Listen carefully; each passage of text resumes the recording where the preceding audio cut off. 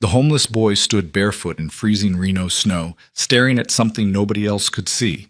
A thin, translucent membrane covering the right eye of Bruce Iron Hand Maddox's blind daughter. 6 years. 17 specialists. 0 answers. And now this silent street kid with dirt under his fingernails claimed he knew what every doctor missed. Bruce's massive hand hovered near the knife on his belt, while leather-clad bikers circled closer through the park's dying light. One wrong move. One tear from Emma. One goddamn cry. But the boy didn't flinch, didn't beg, just pointed at the little girl's eye with a trembling finger and whispered 4 words that stopped every heartbeat within 30 feet. I can fix her. If you want to see how a throwaway kid became the most dangerous man to ever earn a biker's respect, stay until the end. Hit that like button and drop a comment telling me what city you're watching from. Let's see where this brotherhood reaches tonight. The Harley-Davidson's engine died with a guttural cough that echoed off the boarded-up buildings lining 4th Street. Bruce Iron Hand Maddox kicked the stand down, his scarred knuckles white against black leather gloves worn thin from 2 decades of road and blood. February wind cut through Reno like a straight razor, carrying the smell of diesel exhaust and desperation that clung to this part of town the way smoke clung to bar ceilings. Emma sat behind him in the custom child seat he'd welded to the frame himself, her small hands still gripping his jacket, even though they'd stopped moving. 6 years old, blonde hair tangled from the ride, pink jacket zipped to her chin, and those beautiful blue eyes that had never once seen the world around her. "We're here, baby girl," Bruce said, his voice rough as gravel under tires. "The park?" Emma's voice carried that careful hope children learn when disappointment becomes routine.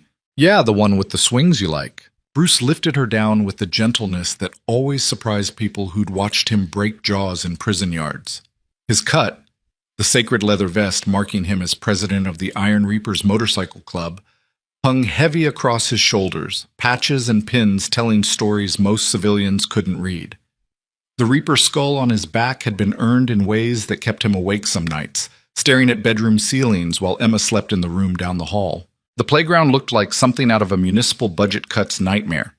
Rust bled through chipped paint on the swing set. The slide had a crack running down its center that nobody had bothered to fix in years. Dead grass crunched under Bruce's boots as he guided Emma toward the swings, her small hand wrapped around 2 of his thick fingers. "Higher, Daddy!" Emma laughed once he got her moving, and for 30 seconds Bruce let himself forget about the stack of medical bills on his kitchen counter. 17 specialists over 6 years. 17 different ways to say they didn't know why his daughter was blind. 17 polite explanations that all meant the same thing. Give up hope, Mr. Maddox. Some things can't be fixed. The club had offered to help. Brothers he'd bled with, fought beside, trusted with his life. But this wasn't a problem you could solve with loyalty or violence. This was his daughter's future disappearing into permanent darkness, and every failed appointment felt like watching her slip further away from a life he couldn't give her. Movement caught his peripheral vision. 20 feet away, partially hidden behind the rusted merry-go-round, a boy sat motionless on the frozen ground. Maybe 10 years old. Maybe 12. Hard to tell under the grime and oversized jacket that hung off his thin shoulders like borrowed armor. No shoes. Bare feet pressed against concrete that had to be near freezing. Dark hair matted and unwashed, face blank as fresh snow. Bruce had seen that look before. In mirrors during the worst years. In the eyes of prospects who showed up at the clubhouse with nowhere else to go. In men who'd learned that invisibility was the only safety you could count on when the world decided you didn't matter. The boy wasn't watching the playground. He was watching Emma. Bruce's hand moved instinctively toward the knife he kept in his boot, every protective instinct firing at once. He'd killed men for less than staring at his daughter, but something stopped him from crossing that distance and making this kid understand what happened to people who looked at Emma the wrong way. The boy's eyes weren't hungry or predatory. They were focused, clinical almost, like he was studying a puzzle nobody else could see. "Daddy, someone's here," Emma called out, her face turned toward the boy with the uncanny accuracy blind children developed. "I know, baby. Keep swinging." But Emma was already slowing down, using her feet to drag against the ground until the chains went slack. "Is he okay? He feels sad." Bruce wanted to tell her that sad street kids weren't their problem. that they needed to leave before this situation turned into something neither of them needed. But Emma had already pulled free from the swing and was walking toward the merry-go-round with her hands out in front of her, navigating by sound and memory and whatever sixth sense she'd developed in 6 years of darkness. "Emma, it's okay," she said, in that confident way she had sometimes, the tone that made Bruce wonder if blindness had sharpened something else inside her. "He's scared, but he won't hurt me." The boy still hadn't moved, hadn't run, just sat there on the freezing ground watching Bruce's daughter approach like she was the most dangerous thing he'd ever seen. Bruce followed 3 steps behind, close enough to intervene, but far enough to let Emma have her independence. She stopped 5 feet from the boy, tilted her head slightly the way she did when listening carefully. "Hi," Emma said. "I'm Emma. What's your name?" The boy's lips moved, but no sound came out. His eyes flicked from Emma to Bruce, calculating odds that didn't favor speaking. "It's okay," Emma continued, apparently unbothered by the silence. "My daddy looks scary, but he's nice. Usually." Bruce almost smiled. Almost. The boy's attention shifted back to Emma's face, and Bruce saw it happen. That clinical focus returning, studying her features with an intensity that would have gotten him thrown across the playground if Bruce didn't recognize something genuine beneath it. "Your eyes," the boy finally whispered, his voice cracked from disuse or cold or both. "They're wrong." Every muscle in Bruce's body went rigid. The knife was in his hand before conscious thought caught up to instinct, blade against his thigh where Emma couldn't see, but the boy definitely could. "Watch your mouth, kid." But the boy wasn't looking at the knife. He was standing now, moving toward Emma, with steps that were too steady for someone who should have been terrified. Bruce moved faster, putting himself between them with practiced efficiency. "Back up, now." "There's something covering her eye." The boy's voice gained strength, certainty replacing fear. "The right one. Like a film. Translucent. Almost invisible unless you know what you're looking for." Bruce's heart kicked against his ribs. "What the hell are you talking about?" "Let me see her, please." The boy held out his hands, showing empty palms that were covered in old scars and fresh cuts. "I've seen this before. In medical textbooks. At the shelter before they kicked me out. I know what it is." The world narrowed to the space between Bruce's knife hand and this homeless kid claiming to know what 17 board-certified ophthalmologists had missed. "Daddy?" Emma's voice cut through the tension. "What's he talking about?" Bruce stared at the boy, reading body language the way he'd learned to read threats in prison. No deception in those eyes, no con man's charm, just desperate sincerity and something that looked uncomfortably like hope. "If you're lying..." "I'm not." The boy's hands were shaking now, but he didn't lower them or step back. "Please, I can help her. I know I can." 3 heartbeats passed while February wind howled through the empty playground. Somewhere in the distance, a police siren wailed and died. Bruce had made thousands of decisions in his 42 years. Which fights to take, which brothers to trust, which laws to break, and which lines never to cross. But this one felt different, heavier, like the universe was holding its breath waiting to see what he'd choose. He lowered the knife. "You've got 30 seconds, Bruce said quietly, the kind of quiet that preceded violence in men who'd learned to make their words count. "If she cries, if she even looks uncomfortable, I will end you so fast you won't have time to regret being born. Understand?" The boy nodded once, quick and sharp. Then he moved toward Emma with surprising gentleness, his bare feet silent on frozen concrete. "I'm going to touch your face," he told her. "Is that okay?" Emma's hand found her father's leg, anchoring herself. "Okay." Bruce watched the boy's hands rise toward his daughter's face with the kind of focus he usually reserved for identifying undercover cops at club parties. Every finger, every movement, every breath. The boy tilted Emma's face toward what little sunlight remained, angling her right eye into the dying light. His expression shifted through several emotions too fast to track. Recognition, certainty, something that might have been relief. "There," he breathed. "Right there." Bruce couldn't see anything, just his daughter's eye, blue and beautiful and useless as always. "I don't..." "It's almost completely transparent. Probably been there since birth." The boy's fingers moved to Emma's eyelid with a surgeon's precision that seemed impossible for someone his age. "It's blocking light from reaching her retina, but it's not attached to anything structural. It's just sitting there. You're saying there's a membrane over her eye. Bruce's voice had gone flat, dangerous. Something nobody's ever mentioned in 6 years of appointments. They wouldn't see it unless they were looking for it specifically, and they'd have to know it existed in the first place. The boy's eyes met Bruce's with an intensity that stopped being childish somewhere in the last 60 seconds. I can remove it, right now. It won't hurt her. The reasonable part of Bruce's brain, the part that had kept him alive through gang wars and federal investigations, was screaming to grab Emma and leave. To get in the truck and drive away from this insane situation before something went catastrophically wrong. But the desperate father who'd spent 6 years watching his daughter navigate a world she couldn't see was already nodding. Do it. The boy's fingers moved with impossible delicacy, finding the edge of something Bruce still couldn't see. Emma went very still, her small hand tightening on her father's leg but not pulling away. Almost, the boy whispered. Almost. Then his fingers pinched together and pulled, and a thin translucent membrane came away from Emma's eye like plastic wrap peeling from glass. Emma gasped, not from pain, from shock. From the sudden explosive rush of light and color and visual information crashing into a brain that had never processed sight before. "Daddy," she whispered, her voice shaking. "Daddy, I can see." The world stopped. Bruce dropped to his knees in the dirt and dead grass, his hands finding Emma's shoulders as she stared at him with an expression of absolute wonder. Tears were streaming down her face, both eyes now, the left that had always worked and the right that suddenly did.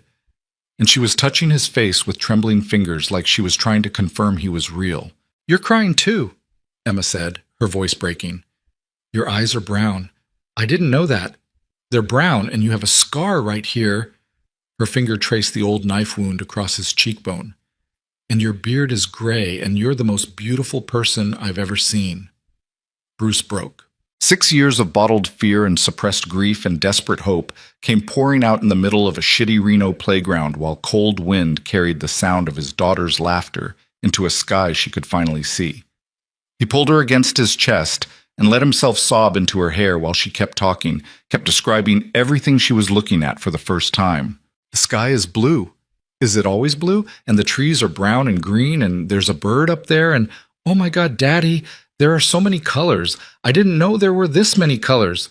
When Bruce finally looked up, the boy was backing away.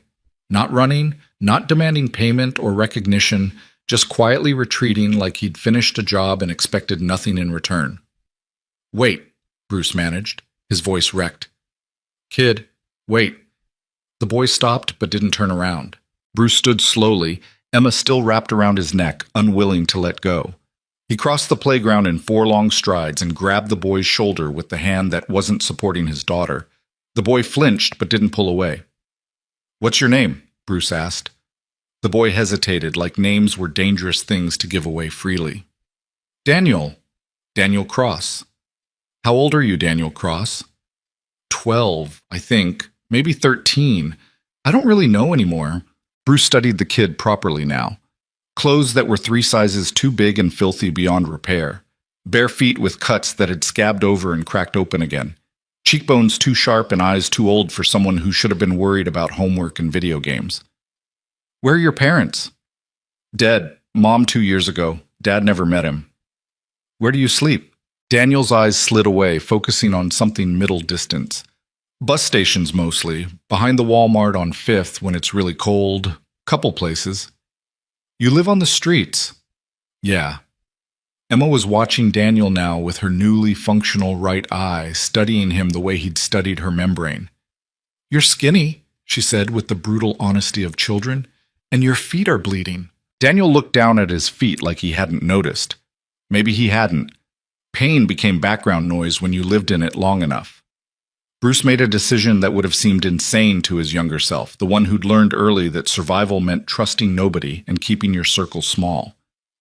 But his daughter could see. This throwaway kid with dirty feet and medical knowledge he shouldn't possess had given her something 17 specialists couldn't, and Bruce Ironhand Maddox paid his debts. "You're coming with us," he said. Daniel's head snapped up. "What?" "You heard me. My clubhouse isn't far. We'll get you cleaned up, fed, and into shoes that actually fit. I don't need... Yeah, you do. Bruce's voice carried the weight of someone who knew exactly what pride looked like in the face of desperation. And more than that, I owe you. So you can come willingly, or I can throw you over my shoulder and carry you. Either way, you're not sleeping behind a fucking Walmart tonight. Daniel stared at him with those two old eyes, clearly trying to determine if this was some kind of trick. Bruce didn't blame him. The world had probably taught him that good things came with hidden prices. I don't understand, Daniel finally said. You gave me my daughter's sight back. Bruce's voice went quiet, the kind of quiet that carried more weight than shouting ever could. You understand what that means? What that's worth? I just peeled off a membrane. It was everything. Bruce cut him off, his hand still on Daniel's shoulder. So here's what's going to happen. You're going to climb on the back of my bike. We're going to ride to my clubhouse. You're going to eat until you can't move and sleep in a real bed, and tomorrow we'll figure out the rest. No strings. No payment required. Just letting me return the favor to someone who helped my family when he didn't have to. But I'm nobody, Daniel whispered. Why would you? You stopped being nobody the second you gave my daughter her eyes back. Bruce's grip tightened slightly, not painful, but firm. Anchoring. And I take care of people who take care of mine. That's not negotiable. That's just how this works. Emma was nodding enthusiastically against Bruce's shoulder. Come with us. Please? I want to look at you more. I want to see what you look like when you smile. Something in Daniel's expression cracked. Not broke. Cracked. Like the first fissure in a dam that had been holding back too much for too long.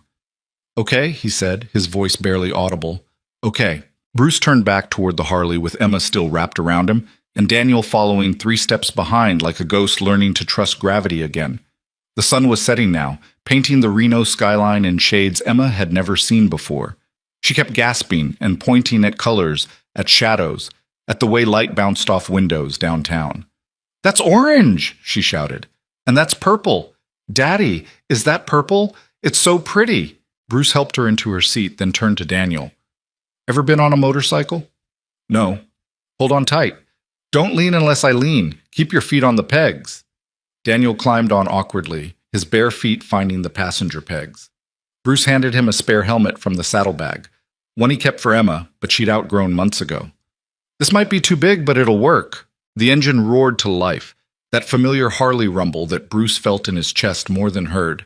Emma squealed with delight at the sound, seeing the chrome and metal for the first time while vibration shook through the frame. They pulled onto 4th Street as streetlights flickered on across the city. Bruce could feel Daniel's death grip on the sissy bar behind him, knuckles probably white under the dirt and scars. The kid was terrified, but trying not to show it. Good. Fear meant he was smart enough to understand when something important was happening.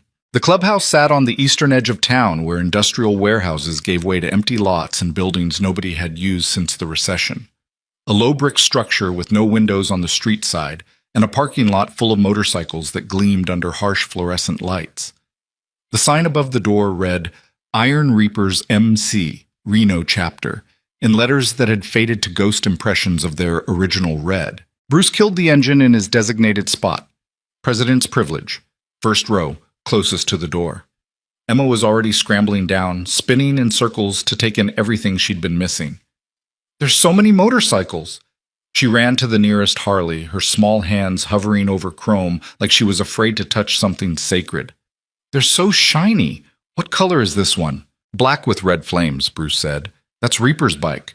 He'll lose his mind when I tell him you can see it. Daniel had dismounted carefully, standing next to the Harley like he wasn't sure what to do with his hands. His eyes were scanning the parking lot, the building, the exits. Calculating. Always calculating. The front door opened and 3 bikers stepped out, smoke from their cigarettes curling into cold air. Bull, Reaper, and Chains. Bruce's oldest brothers, the ones who'd been there since the beginning. They saw Emma first, started to smile, then noticed Daniel, and their expressions shifted to something harder. Boss, Bull said, his voice carrying across the parking lot. 280 pounds of muscle and suspicion under a leather cut that had seen combat in 2 different wars. Who's the kid?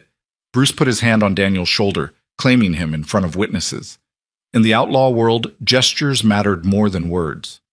This is Daniel Cross, he said clearly. He just gave Emma her sight back, and he's under my protection. Anyone got a problem with that? The three bikers looked at each other, then at Emma, then back at Bruce. Chain spoke first, his voice rough from decades of cigarettes and shouting over engine noise. The fuck you mean he gave her sight back? Emma ran to them, practically vibrating with excitement. I can see. Look! She pointed at Chains. You have a beard. It's black and gray, and you're really tall, and your eyes are blue. Reaper's cigarette fell from his mouth. Bull made a sound like he'd been gut punched. Chains dropped to one knee so fast his joints popped. Emma, baby girl, you can really see us? Yes, Daniel fixed my eye. There was something covering it that the doctors never found, but he saw it, and he took it off, and now everything is so bright and beautiful, and I never want to close my eyes again. Bull was staring at Daniel now with an expression that was hard to read. This scrawny homeless kid succeeded where 17 specialists failed? Watch it, Bruce said quietly. I'm not saying it's bad, boss. I'm saying it's goddamn miraculous. The door opened again and more bikers filed out. Wrench, Snake, Mad Dog, Psycho Pete, a dozen others whose names carried stories and scars. They gathered in a rough semicircle around Emma while she explained what happened, her words tumbling over each other in a rush of joy and newly discovered color descriptions. Daniel stood slightly behind Bruce, trying to make himself small again. But Bruce could feel the kid trembling, could see him starting to shut down under the weight of too many dangerous-looking men paying too much attention. Bruce whistled sharp and loud, cutting through the noise. Everyone went quiet. Listen up, he said, his president's voice carrying the kind of authority that didn't need volume. This is Daniel Cross. He's 12 years old. He's been living on the streets for 2 years. He has medical knowledge he shouldn't have and eyes that see things trained doctors miss. And most importantly, he paused, making sure every man was looking at him. He helped my daughter when he had absolutely nothing to gain from it. No payment, no reward, just did it because it was right. The parking lot had gone silent, except for distant traffic and the tick of cooling engines. So here's the new reality. Daniel's under Iron Reaper protection. He sleeps here, eats here, and anyone who has a problem with that can take it up with me personally. He's not a prospect. He's not a hangaround. He's family, and we take care of family. Bruce felt Daniel's whole body go rigid behind him. The kid probably didn't understand what had just happened, didn't recognize being claimed by an outlaw motorcycle club as one of the rarest honors the Brotherhood could give. But the bikers understood. One by one, they stepped forward, not crowding, not threatening, just offering silent acknowledgement. Bull nodded. Chains offered a hand that Daniel shook with visible terror. Reaper crushed his cigarette under his boot and said, "Welcome home, kid." The words hit Daniel like physical blows. Bruce could see him struggling to process, to understand, to believe this wasn't some elaborate setup for cruelty. I don't... Daniel's voice cracked. I'm nobody. Why would you... Emma grabbed his hand with both of hers, her newly seen eyes bright with tears. Because you gave me the world, she said simply. And Daddy always says family takes care of family. Daniel looked down at the 6-year-old girl who could finally see his face, then up at the circle of scarred, dangerous men who'd just claimed him as a brother, then at Bruce, who'd made a decision that would change all their lives. I don't know how to be family, Daniel whispered. You'll learn, Bruce said. Same way we all did. One day at a time, starting with getting you inside before you freeze to death in February without shoes. Chains laughed, breaking the heavy moment. Shit, kid's tougher than half our prospects. Standing barefoot on concrete in February and not complaining. I like him already. The group moved toward the clubhouse entrance, Emma pulling Daniel along while describing everything she was seeing. Bruce hung back with Bull, who'd been his VP for 15 years and knew him better than anyone except Emma's dead mother. You sure about this, boss? Bull asked quietly. Kid appears out of nowhere with knowledge he shouldn't have, fixes a problem nobody else could solve, and now you're bringing him into the clubhouse. The family? You think it's a setup? I think miracles don't usually come in the form of homeless 12-year-olds. Bruce watched Daniel stumble slightly as Emma dragged him through the door, watched the kid's eyes go wide at whatever he was seeing inside. Maybe that's exactly what makes it a miracle. And if you're wrong, then I'll handle it. Bruce met Bull's eyes. But I'm not wrong. I've been reading people since I was younger than him. That kid isn't running a con, he's just trying to survive. By memorizing medical textbooks? By whatever means necessary. Bruce started toward the door, same as we all did. Inside, the clubhouse looked like what it was. A converted warehouse where men who didn't fit in regular society had built something that mattered. Pool tables and poker tables and a bar that stretched the length of one wall. Mismatched furniture that had been acquired through various means, none of them involving furniture stores. Neon beer signs casting colored light across concrete floors. The smell of cigarette smoke, motor oil, leather, and the kind of coffee that had been sitting on a burner too long. Daniel had stopped just inside the door, frozen by the weight of too many new sensory inputs.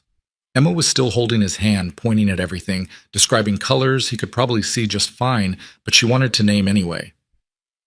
That's green, and that's yellow, and those lights are blue and red and pink, and oh my God, there's so many of them. Wrench appeared with a blanket that he wrapped around Daniel's shoulders without asking permission. You're shaking, kid. Warm up. Daniel clutched the blanket like it might disappear. Like warmth was something he didn't trust to last. Psycho Pete, who'd earned his nickname in ways nobody talked about, emerged from the kitchen carrying a plate stacked with sandwiches. Eat. You look like you haven't had a real meal in weeks. Daniel stared at the food like it was a trap. Bruce recognized that look. He'd worn it himself 25 years ago when the club first took him in after his father kicked him out for the last time. Nobody's going to take it away, Bruce said quietly, moving to stand beside Daniel. Eat as much as you want. There's more where that came from. Daniel picked up a sandwich with shaking hands and took a small, careful bite. Then another. Then he was eating like someone who'd forgotten what full felt like, barely pausing to breathe between bites. Emma climbed onto a bar stool, swinging her legs and watching Daniel with her newly doubled vision. You were really hungry, huh? Daniel nodded, unable to speak around the food he was still trying to swallow. Bruce signaled Mad Dog, who disappeared down the hallway toward the back rooms. He returned carrying clothes that would probably still be too big, but at least wouldn't fall off. Jeans, a t-shirt, a hoodie that had belonged to a prospect who'd washed out last month. Bathroom's down that hall, second door on the left, Bruce told Daniel. Take a shower, get warm, put these on.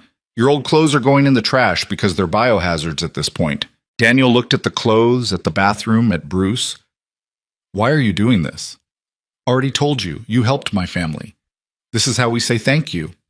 But I don't deserve... That's not how this works. Bruce's voice went hard enough to cut through Daniel's spiraling.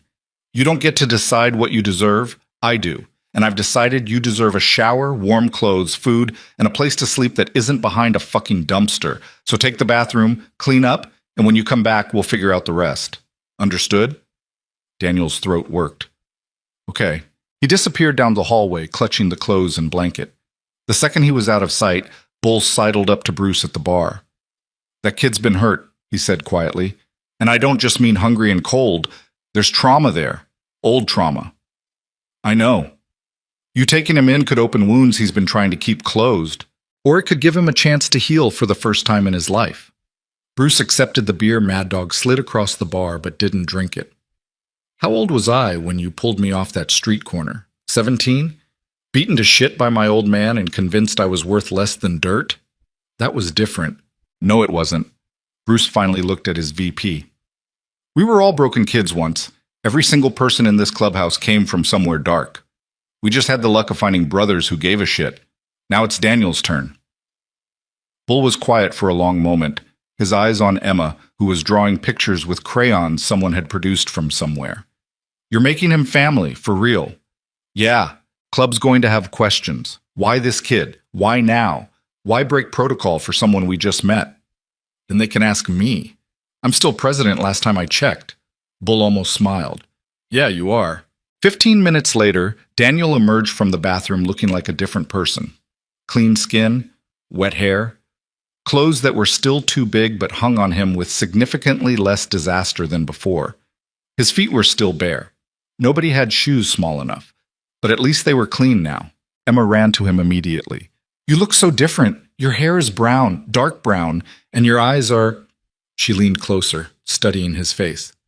Green, sort of. Green with bits of brown. Those are called hazel, right? I think so, Daniel said quietly. They're pretty. Daniel looked like he'd never heard those words before and didn't know how to process them. Bruce gestured to a couch against the far wall, cracked leather that had seen better decades but was clean and comfortable. Sit. Rest. Nobody's going to bother you. Daniel moved to the couch with the careful steps of someone expecting the floor to collapse. He sat slowly, his body remembering softness the way someone remembers a language they used to speak. Emma climbed up beside him, still chattering about everything she could see.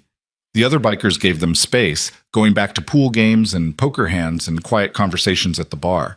But Bruce noticed how they kept glancing over, checking in, making sure the kid was okay. This was how it worked, how it had always worked. The Brotherhood didn't run on rules as much as shared understanding.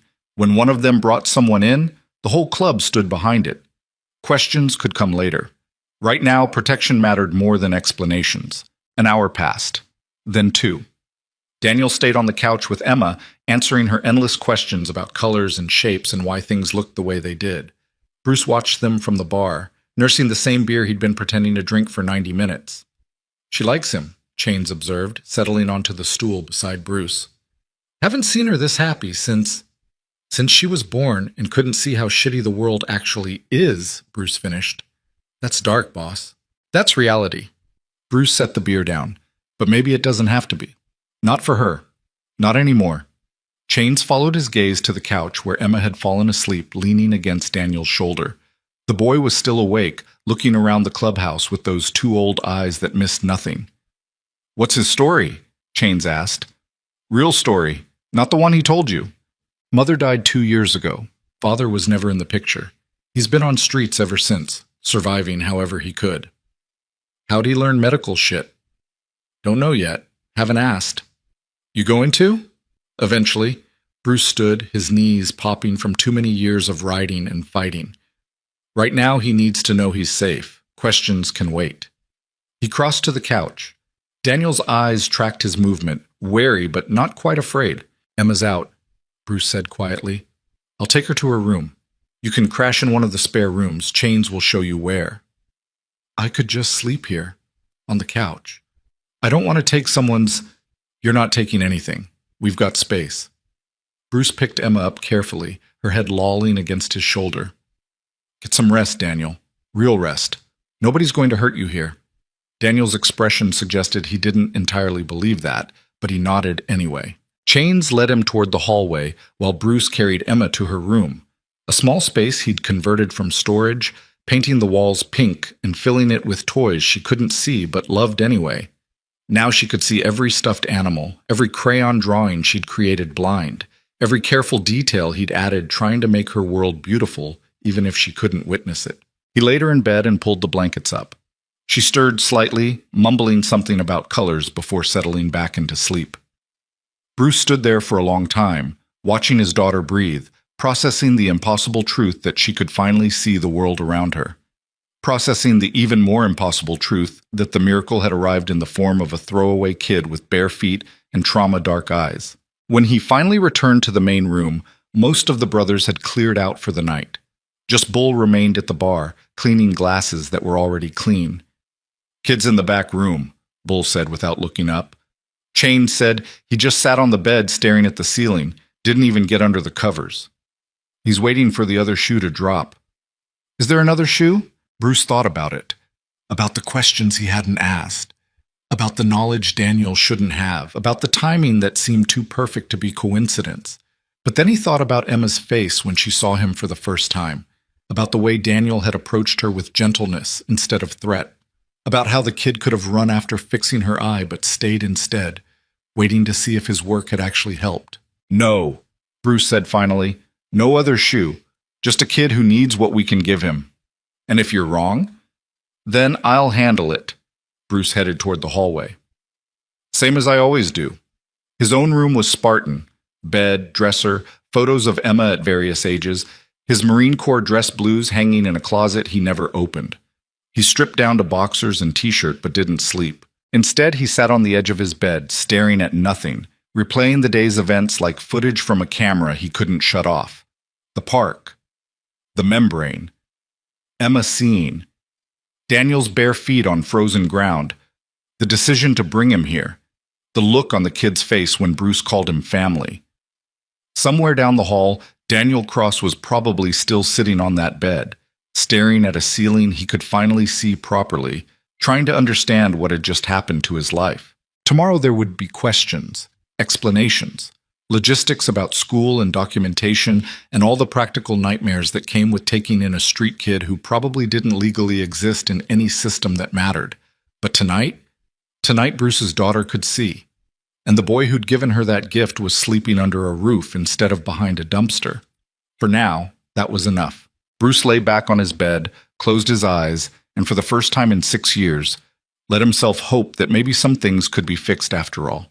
And in the room 3 doors down, Daniel Cross lay in a real bed for the first time in 2 years, blanket pulled up to his chin, staring at the ceiling and waiting for the nightmare to resume. But the nightmare didn't come, just warmth, safety, the distant sound of motorcycles in the parking lot, and somewhere buried under layers of trauma and survival instinct, the smallest fragile seed of something that might eventually become trust, if it survived what was coming next. Dawn broke over Reno like a knife cutting through dirty gauze. Bruce woke to the sound of Harleys firing up in the parking lot. Early risers heading to work at the garage, the club ran as legitimate cover. He'd slept maybe 3 hours. His back ached from old injuries that never fully healed, and his mind was already running through the logistics of keeping a 12-year-old alive in a clubhouse full of outlaws.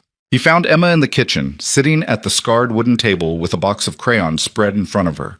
She was drawing furiously, her tongue poking out in concentration, trying to capture every color she'd discovered yesterday. "Morning, baby girl." Emma looked up with eyes that still made his chest tight, both of them working now, tracking his movement across the room. "Daddy, look! I drew you!" The picture showed a stick figure with brown circles for eyes and a jagged line for the scar on his face. It was terrible and perfect. "That's beautiful. I'm going to draw Daniel next. Is he awake?" "Don't know yet." Bruce poured coffee from the pot that had probably been sitting there since midnight. "Let him sleep. Kid needs it." But when he checked the back room 20 minutes later, the bed was empty. Sheets pulled tight with military precision. No sign of Daniel except the borrowed clothes folded neatly on the dresser. Bruce's hand moved instinctively to his knife, every protective instinct firing at once. Then he heard voices from the garage, low murmurs punctuated by the clank of tools on metal. He found Daniel sitting on an overturned crate, watching Wrench rebuild a carburetor with the kind of focus that bordered on hunger. The kid's bare feet were pulled up under him, arms wrapped around his knees, making himself small in a space that smelled like motor oil and old leather. Wrench glanced up when Bruce appeared in the doorway. "Morning, boss. Kid's got questions about engine timing. Smart questions." "You know engines?" Bruce asked Daniel. "I know books about engines." Daniel's voice was quiet, careful. "I used to read manuals at the library before they banned me for sleeping there, but I've never actually seen someone work on one." Wrench grunted, spinning a socket wrench with practiced efficiency. "Books are good. Hands are better. Want to learn?" Daniel's eyes went wide. "Really? Wouldn't ask if I wasn't serious." Wrench gestured to the workbench. "Wash your hands in that sink. Then come here and I'll show you what these parts actually do when they're not just diagrams on paper." Bruce watched Daniel move to the sink with cautious reverence, scrubbing his hands like he was preparing for surgery.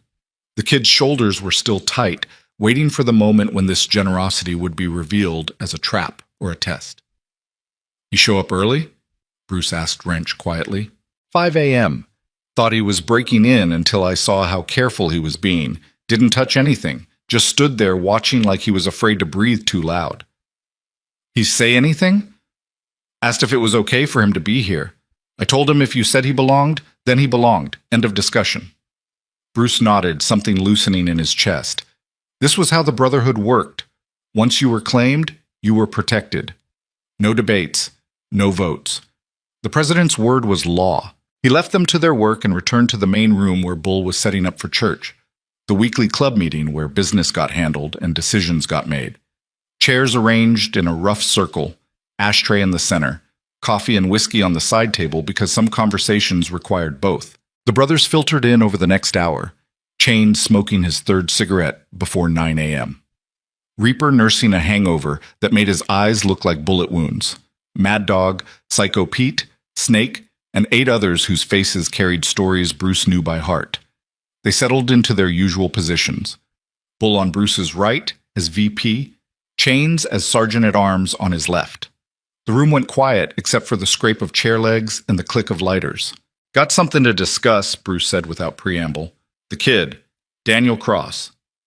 "Figured," Chains said, exhaling smoke. "You brought a civilian into the clubhouse. Made him family. That shit requires conversation." "I'm listening," Mad Dog spoke up, his voice gravelly from decades of shouting over engine noise. "Not questioning your call, boss, but we need to know what we're dealing with. Kid appears out of nowhere, fixes something 17 doctors couldn't, knows medical shit he shouldn't. That raise flags for anyone else?" Several heads nodded. "Feels convenient," Snake added. "Too convenient. Like someone planted him." "Planted by who?" Bruce kept his voice level. "Who the fuck would plant a 12-year-old homeless kid in a random Reno park on the off chance I'd show up with my blind daughter?" "Someone who knew you take Emma there every week," Bull said quietly. "Someone who's been watching, waiting for opportunity." The words hung in cigarette smoke and morning light filtering through dirty windows. Bruce forced himself to consider it objectively. The possibility that Daniel was a setup, a long con designed to infiltrate the club through the one weakness Bruce couldn't armor, his daughter. "Feds?" Reaper asked. "Kid's too young," Chains said. "They use young CIs, but not that young. Too many laws about endangering minors. Rival club, then." Mad Dog crushed his cigarette in the ashtray. "Plant a kid, gain trust, learn our routes and suppliers, report back." "Which club?" Bruce challenged. "Mongrels are in Sacramento. Devil's Disciples are focused on Vegas. Nobody's been pushing our territory in months." "Doesn't mean they're not planning to." Bruce let them talk it through, watching faces, reading body language. These men had survived by being paranoid, by trusting slowly and verifying constantly. He couldn't fault them for applying that same caution to Daniel, but he also couldn't ignore what he'd seen in that park. "You want to know what I think?" Bruce said finally, cutting through the debate. "I think Daniel Cross is exactly what he appears to be. A smart kid who got dealt a shit hand and learned to survive by memorizing anything that might be useful. Medical texts, engine manuals, whatever he could find at libraries and shelters before they kicked him out." "That's optimistic as hell," Snake muttered. "That's observation." Bruce's voice went hard. "I've been reading people since before most of you could ride. That kid isn't running a game. He's terrified, waiting for us to turn on him, expecting betrayal because that's all he's ever known."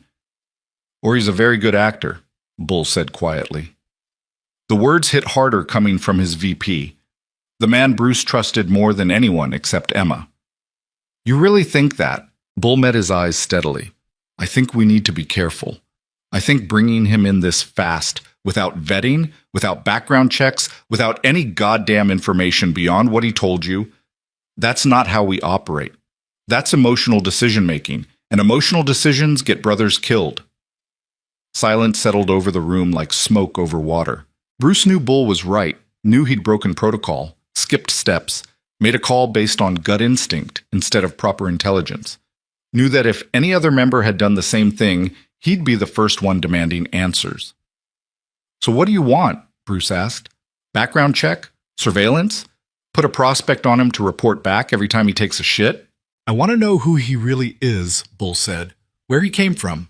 Why he has knowledge that doesn't match his story. And I want to know before we're in too deep to cut him loose if shit goes sideways." "He gave Emma her sight back." "I know. That doesn't mean he's safe." Bruce stood slowly, his chair scraping against concrete loud enough to make several brothers flinch. "Here's what's going to happen. You want background on Daniel Cross? Run it. Check every database, every missing persons report, every foster care system in Nevada. But until you find something that proves he's a threat, he stays under club protection. He sleeps here, eats here, learns engines with wrench, and stays the fuck away from any club business that matters. Understood?" The brothers exchanged glances. Bull nodded slowly. "Understood." "Chains, you're on background. Use whatever contacts you've got. I want answers by end of week." "On it, boss." "And nobody," Bruce's eyes swept the room, "treats that kid like a threat unless I say otherwise. He's scared enough without you assholes making it worse." Church broke up with the scrape of chairs and low conversations. Bull stayed behind, waiting until the room cleared before speaking. You're too close to this. I know. Emma's involved. That compromises your judgment. I know that too. Bruce turned to face his VP fully. But I'm still right about him. That kid isn't a plant or a spy or whatever paranoid scenario you're building. He's just broken, and we know how to handle broken. We also know how to handle threats. Bull's voice stayed level, but his eyes were hard. If he's playing you through Emma, if this whole thing is set up to hurt your daughter worse than blindness ever could, I will end him. Club law or not, brother or not, I will put him in the fucking ground. If he's a threat, I'll do it myself. Bruce met Bull's stare without flinching. But he's not. And you'll see that once Chains finishes digging, Bull left without another word. Bruce stood in the empty room, surrounded by chairs and ashtrays and the weight of decisions that could splinter his club if he was wrong. His phone buzzed. Unknown number. He almost didn't answer, but something made him swipe accept. Yeah. Mr. Maddox? Female voice. Young, nervous. This is Casey Winters from Child Protective Services. We need to talk about Emma. Bruce's blood went cold. What about her? We received a report that she's living in an environment unsuitable for a minor. Motorcycle clubhouse. Convicted felons with access to a 6-year-old child. I'm required to investigate. Who filed the report? That's confidential.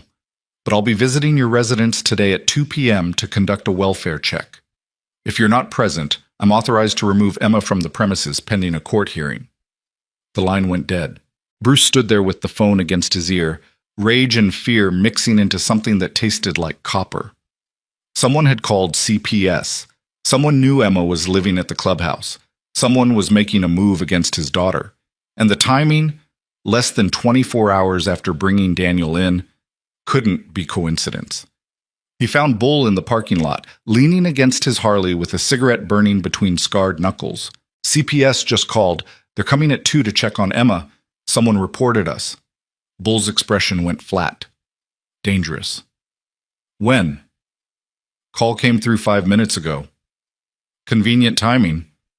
That's what I'm thinking. Bull took a long drag, exhaling smoke through his nose like an angry dragon. Could be the kid. Could be someone who saw you bring the kid in. Could be coincidence. You believe in coincidence? No. Bull flicked the cigarette into gravel. What do you want to do? Handle the CPS visit. Keep Emma calm. Figure out who the fuck is coming at us and why. And the kid?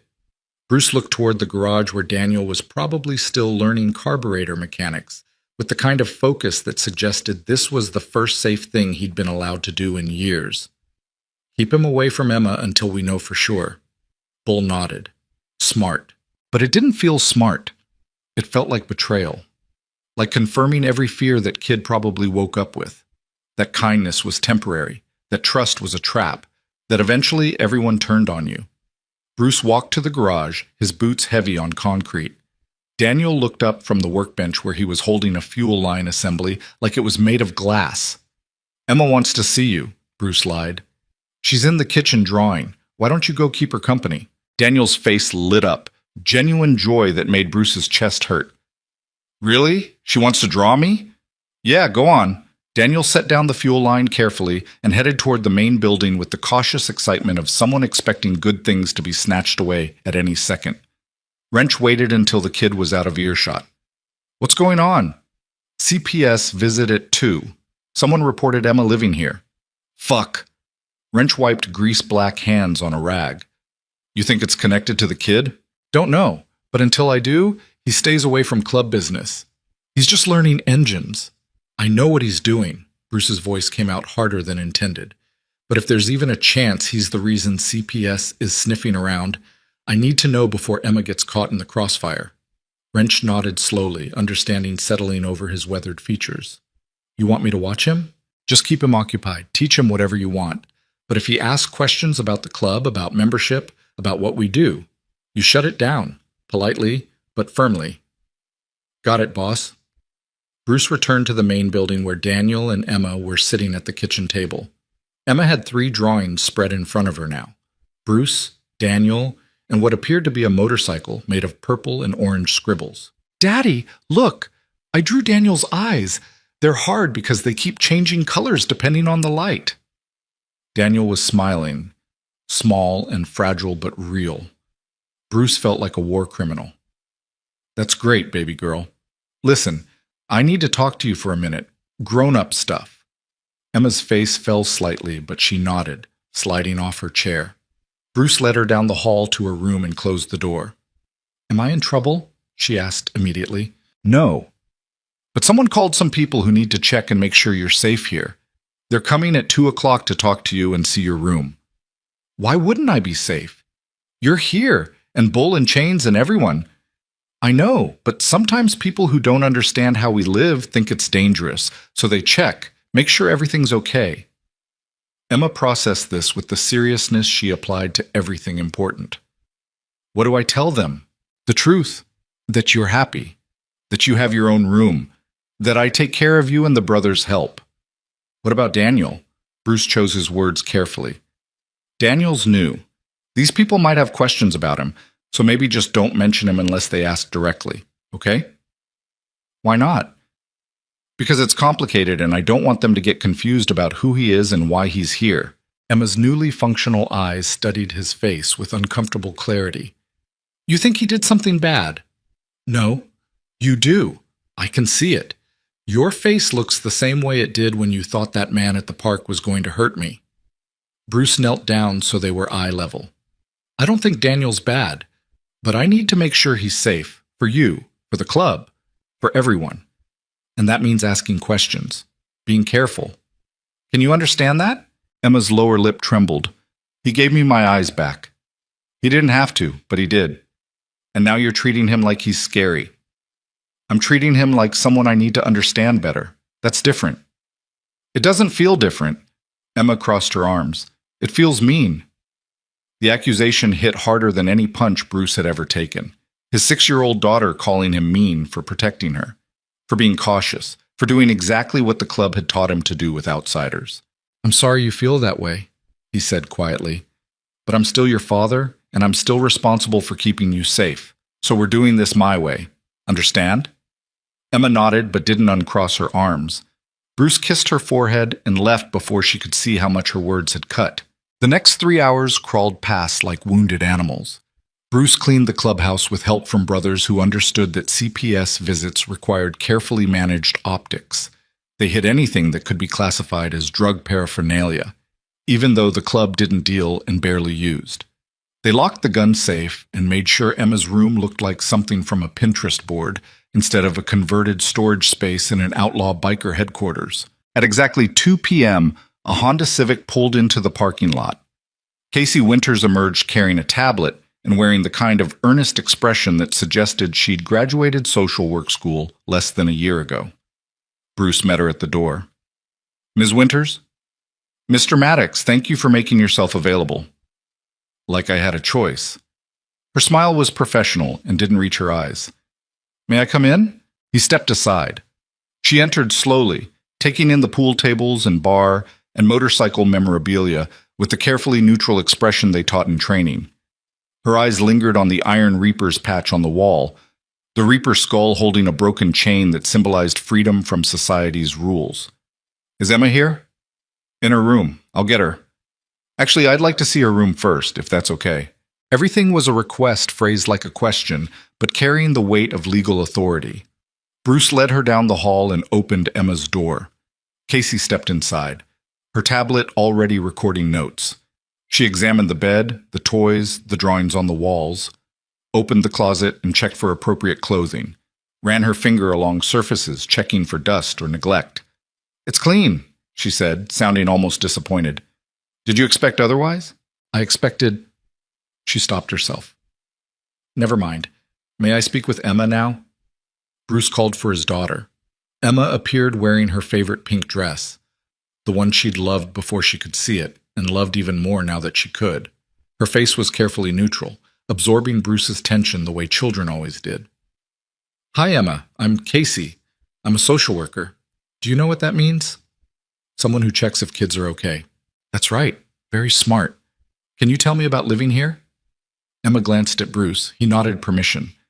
I live here with my daddy. He's the president of the motorcycle club. Everyone here protects us and helps take care of me. I have my own room and toys, and now I can see them because Daniel fixed my eye. Casey's fingers paused over her tablet. Daniel fixed your eye? Bruce's stomach dropped. Yeah, I was blind, but he saw something the doctors missed, and he took it off, and now I can see everything. Colors and shapes and faces and... Emma, Bruce interrupted gently, why don't you tell Miss Winters about your room? But Casey was already typing, her expression shifting from neutral to focused. Who is Daniel? A friend, Emma said before Bruce could redirect.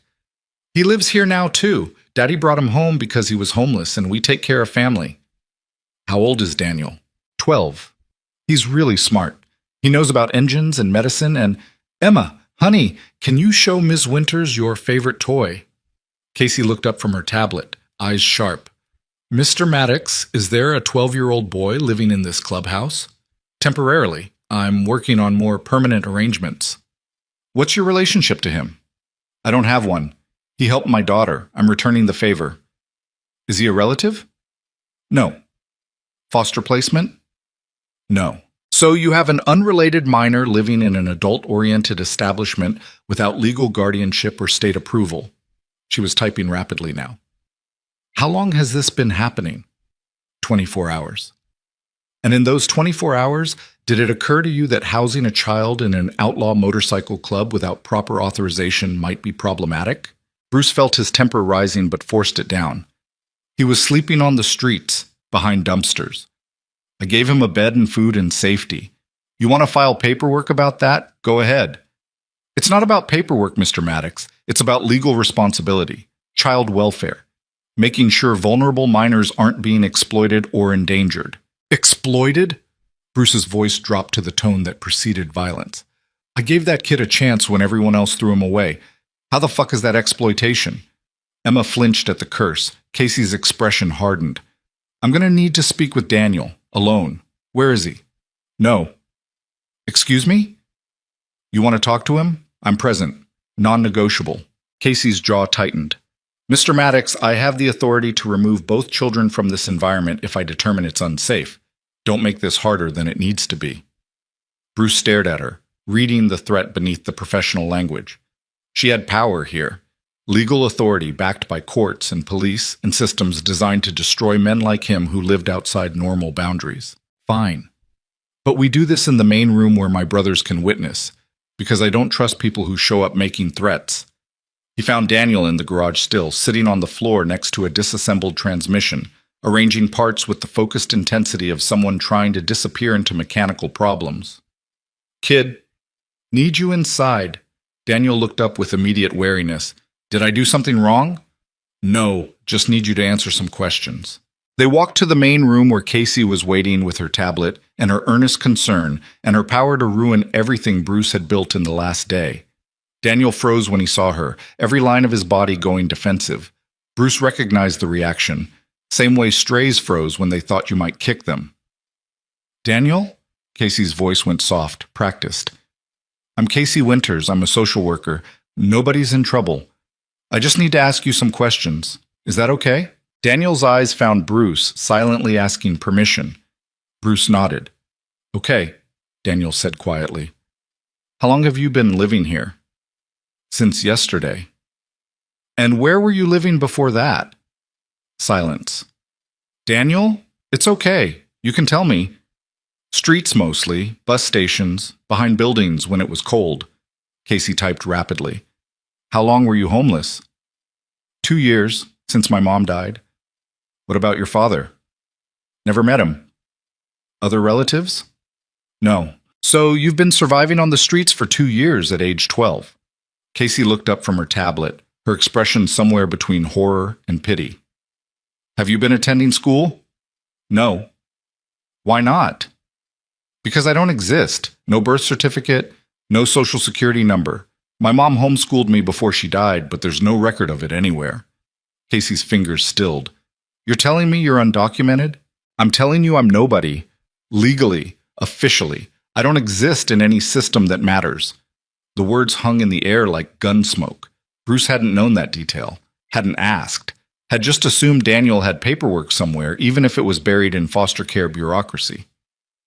How did you survive 2 years without any support? Casey asked. Libraries. Shelters until they kicked me out. Stealing food sometimes. Reading whatever I could find because knowledge was the only thing nobody could take away. Is that where you learned about Emma's condition? Daniel nodded. Medical textbook I found in a free bin outside a used bookstore. Had a section on congenital eye abnormalities. Recognized the membrane when I saw her because I'd studied the diagrams. Casey turned to Bruce. And you believed him? A homeless 12-year-old claiming medical expertise? He was right, wasn't he?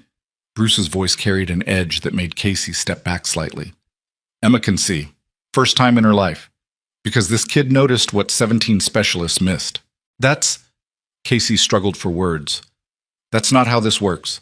You can't just take in random children because they helped your daughter. There are procedures, foster care evaluations, background checks, home studies. Those procedures would have left him on the streets. That's not your decision to make. The hell it isn't. Bruce moved closer, using his size to press the advantage. You want to take him? Put him back on the streets or in a system that's already failed him? Go ahead.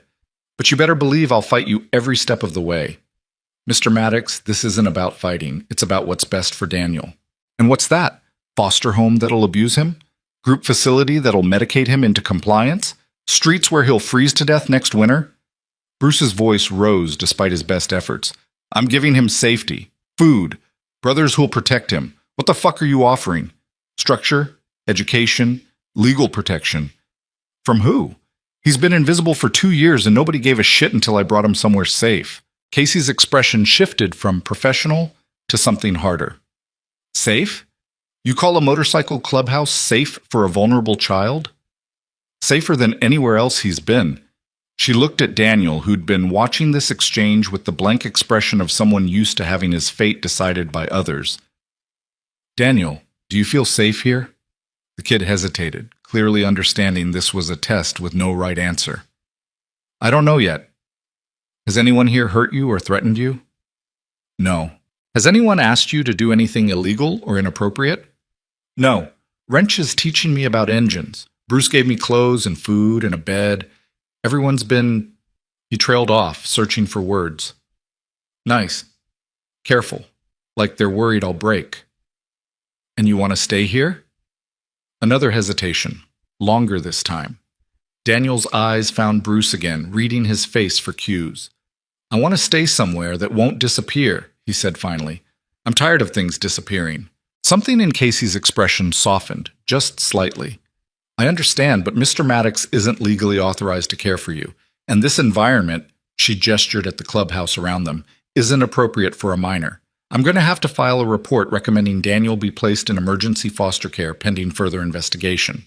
Bruce's hand curled into a fist before he could stop it. Bull stepped forward from where he'd been watching silently, putting himself between Bruce and Casey before something regrettable happened. Ma'am, Bull said, his voice carrying the careful diplomacy he'd learned in the army before the club. What if we work with you? Get the paperwork started, do whatever evaluations you need, but let the kid stay here while it's being processed. That's not protocol. Protocol left him on the streets for 2 years, Bull interrupted. Protocol failed. We're offering a solution. Work with us. Casey looked between Bull and Bruce and Daniel, clearly calculating odds and consequences. I'll need to make some calls, consult with my supervisor, but even if I wanted to accommodate this arrangement, Mr. Maddox would need to apply for emergency foster certification, background check, home study. And this clubhouse, she gestured around again, would never pass inspection. I have a house, Bruce said, 10 minutes from here, 3 bedrooms, clean, legal. Emma lives there sometimes when she wants space from the club. Daniel could stay there. With supervision? With me. And Emma when she's there. Casey's fingers flew over her tablet. That's marginally better. But you'd still need to pass the background check. And given your record... I know my record, Bruce said quietly. Assault, possession, resisting arrest, all from 10 years ago, before Emma, before I got my shit together. That doesn't disappear from background checks. It should count for something that I haven't been arrested since. Casey studied him for a long moment, her expression unreadable. Finally, she sighed. I'll make the calls. Talk to my supervisor. See if there's any flexibility here. But I'm not making any promises. And if I find out either child is in danger, any danger at all, I will remove them immediately. Understood? Understood. She gathered her tablet and headed toward the door.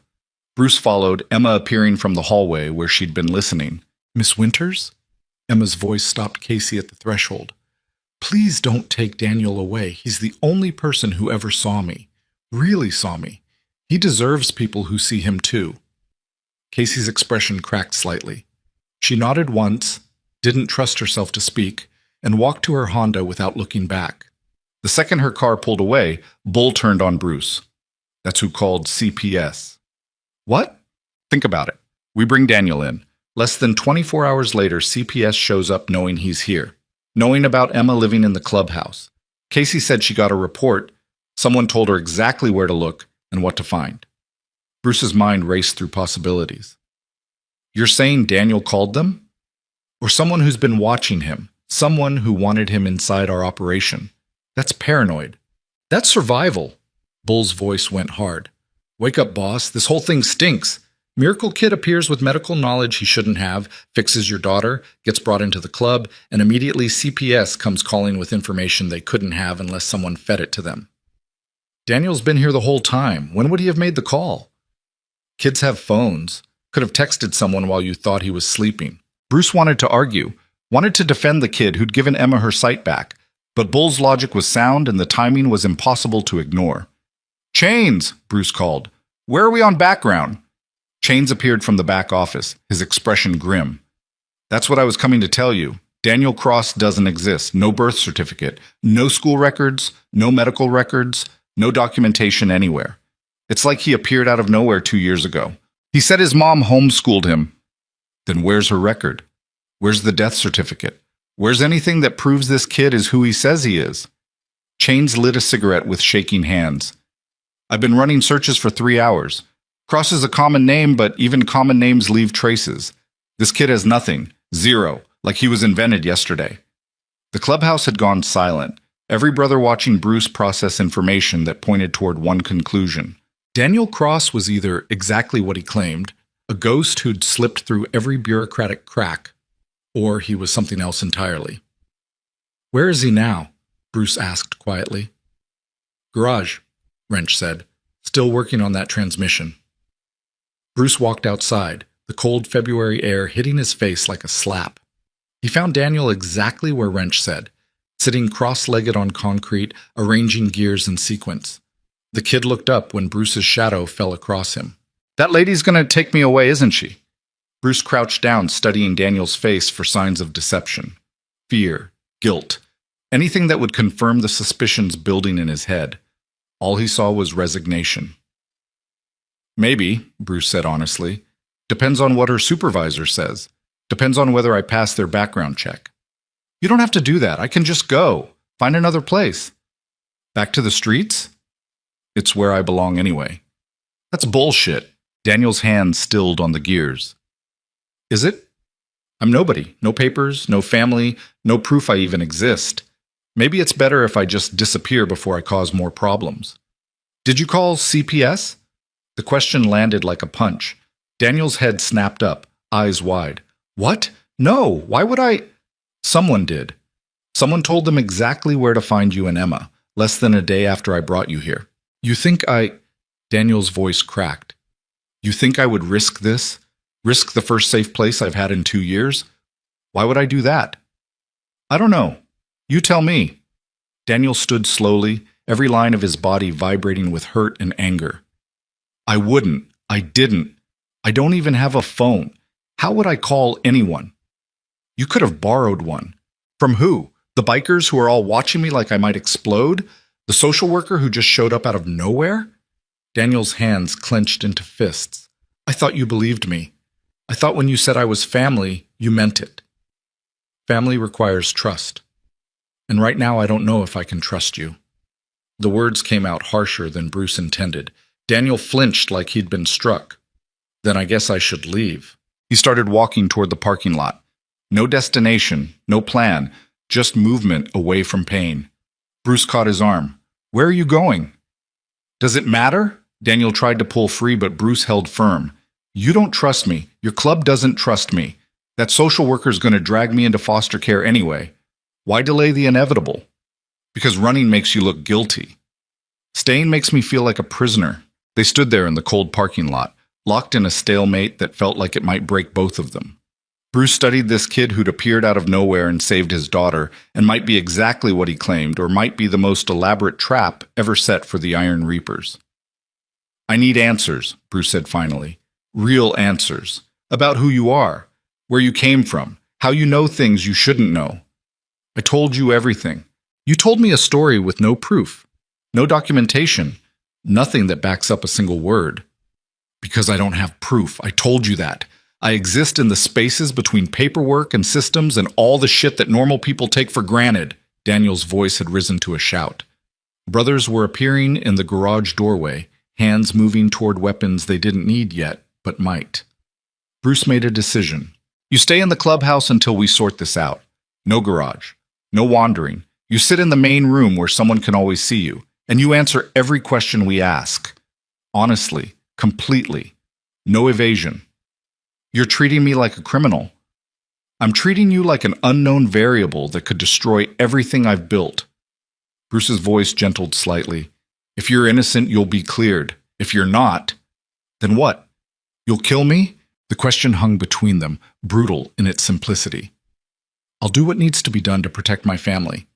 Daniel stared at him with those hazel eyes that had seen too much too young. I am your family. You said so, in front of everyone. Or was that just another lie adults tell to make themselves feel better?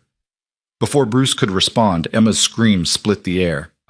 Both of them ran, Bruce reaching the clubhouse door 3 strides ahead of Daniel. Inside, Emma stood in the center of the main room, pointing at something on the pool table with a shaking hand. A dead rat. Not just dead, mutilated, cut open, arranged deliberately with its organs displayed like a message, and beneath it, written in blood on green felt, the boy belongs to us. Bull had his gun drawn. Chains was checking windows. Reaper was pulling Emma away from the table while she sobbed against his chest. Bruce felt Daniel arrive at his shoulder, heard the kid's sharp intake of breath. What the fuck is that? Bull demanded.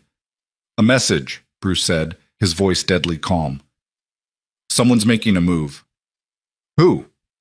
Bruce looked at Daniel, saw the kid's face go white as he stared at the mutilated rat.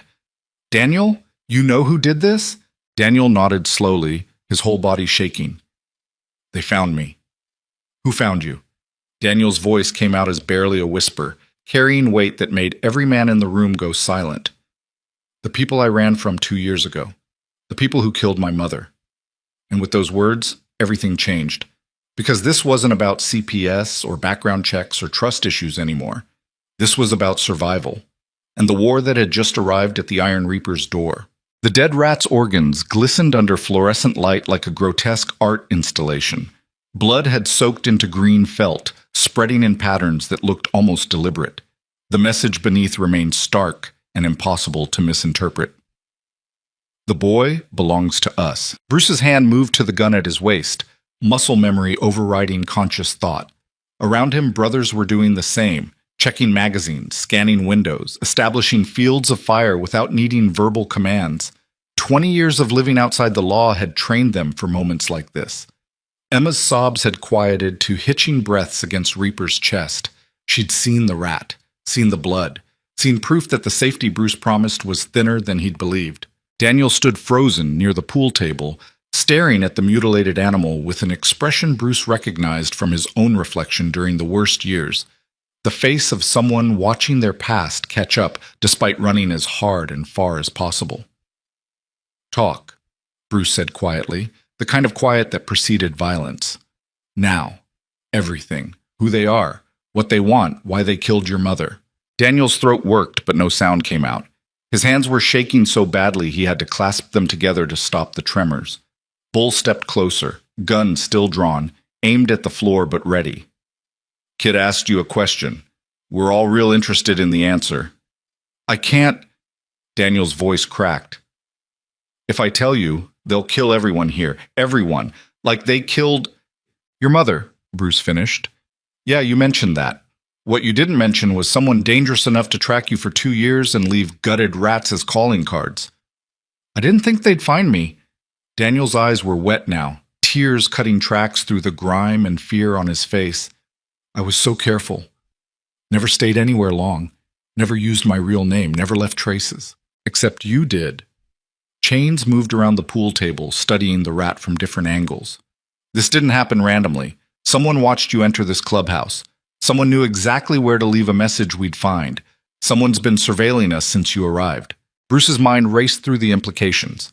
Unknown hostiles had penetrated their security, had access to the clubhouse, had been close enough to Emma to leave a threat without being detected. Every protective instinct screamed that he should throw Daniel out immediately, cut ties before whatever war the kid was running from consumed his club. But Emma's words from earlier echoed in his head. He's the only person who ever saw me.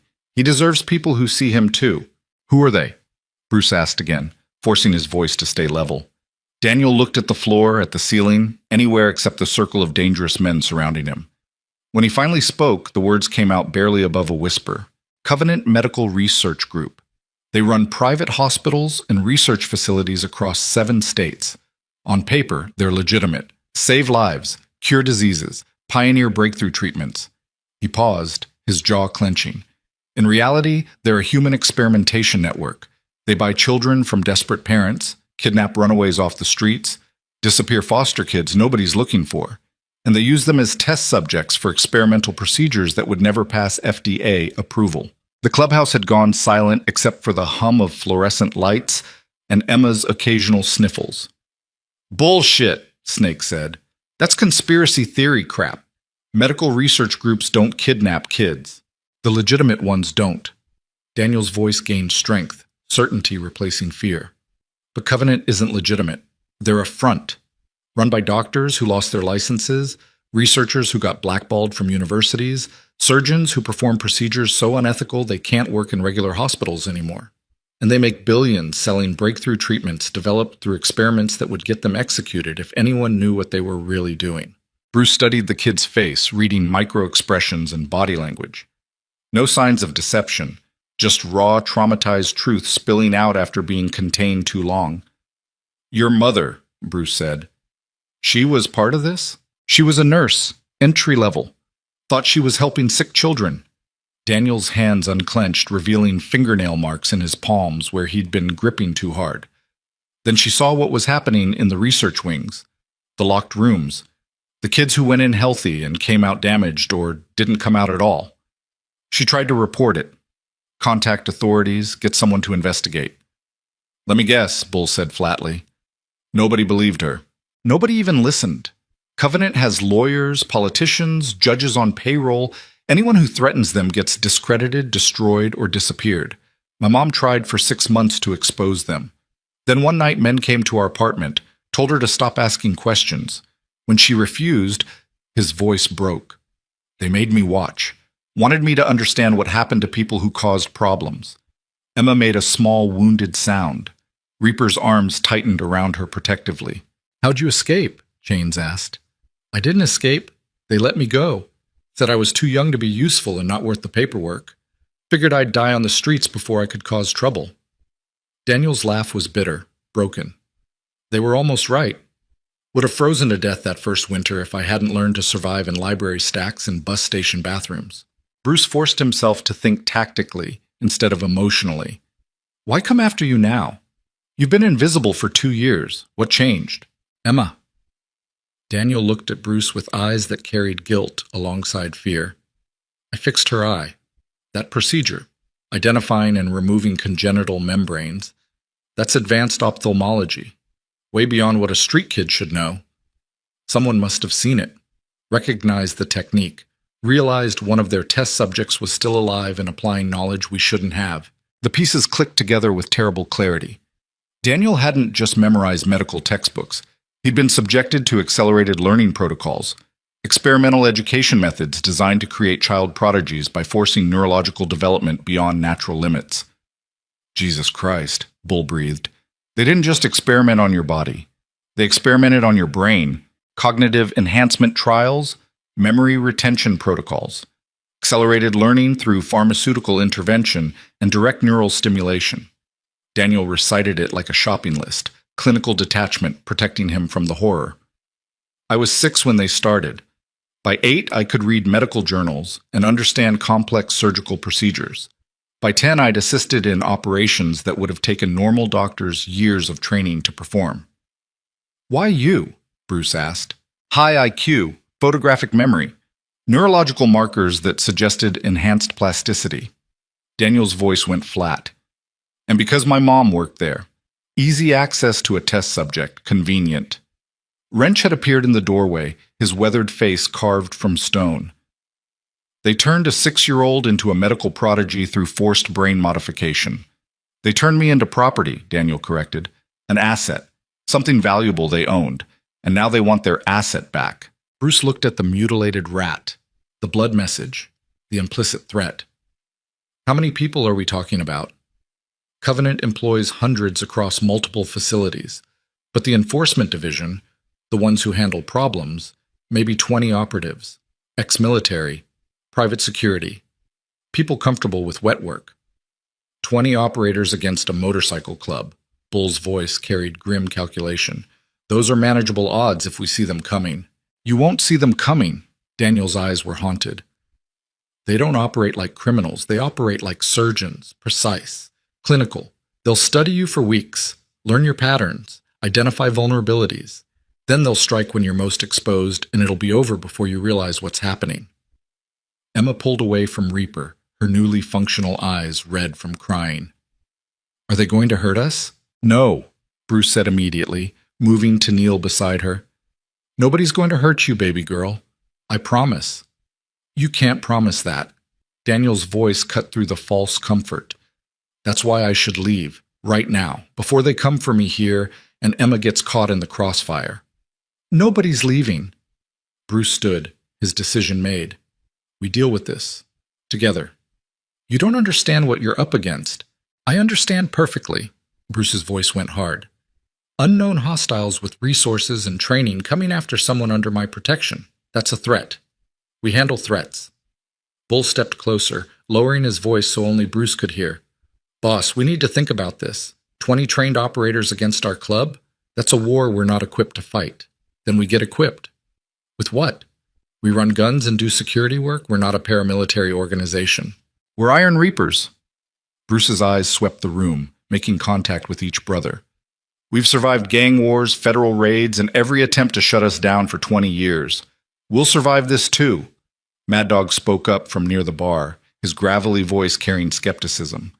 "Surviving gang wars is different than fighting a corporate hit squad. Those guys have training, equipment, and unlimited funding.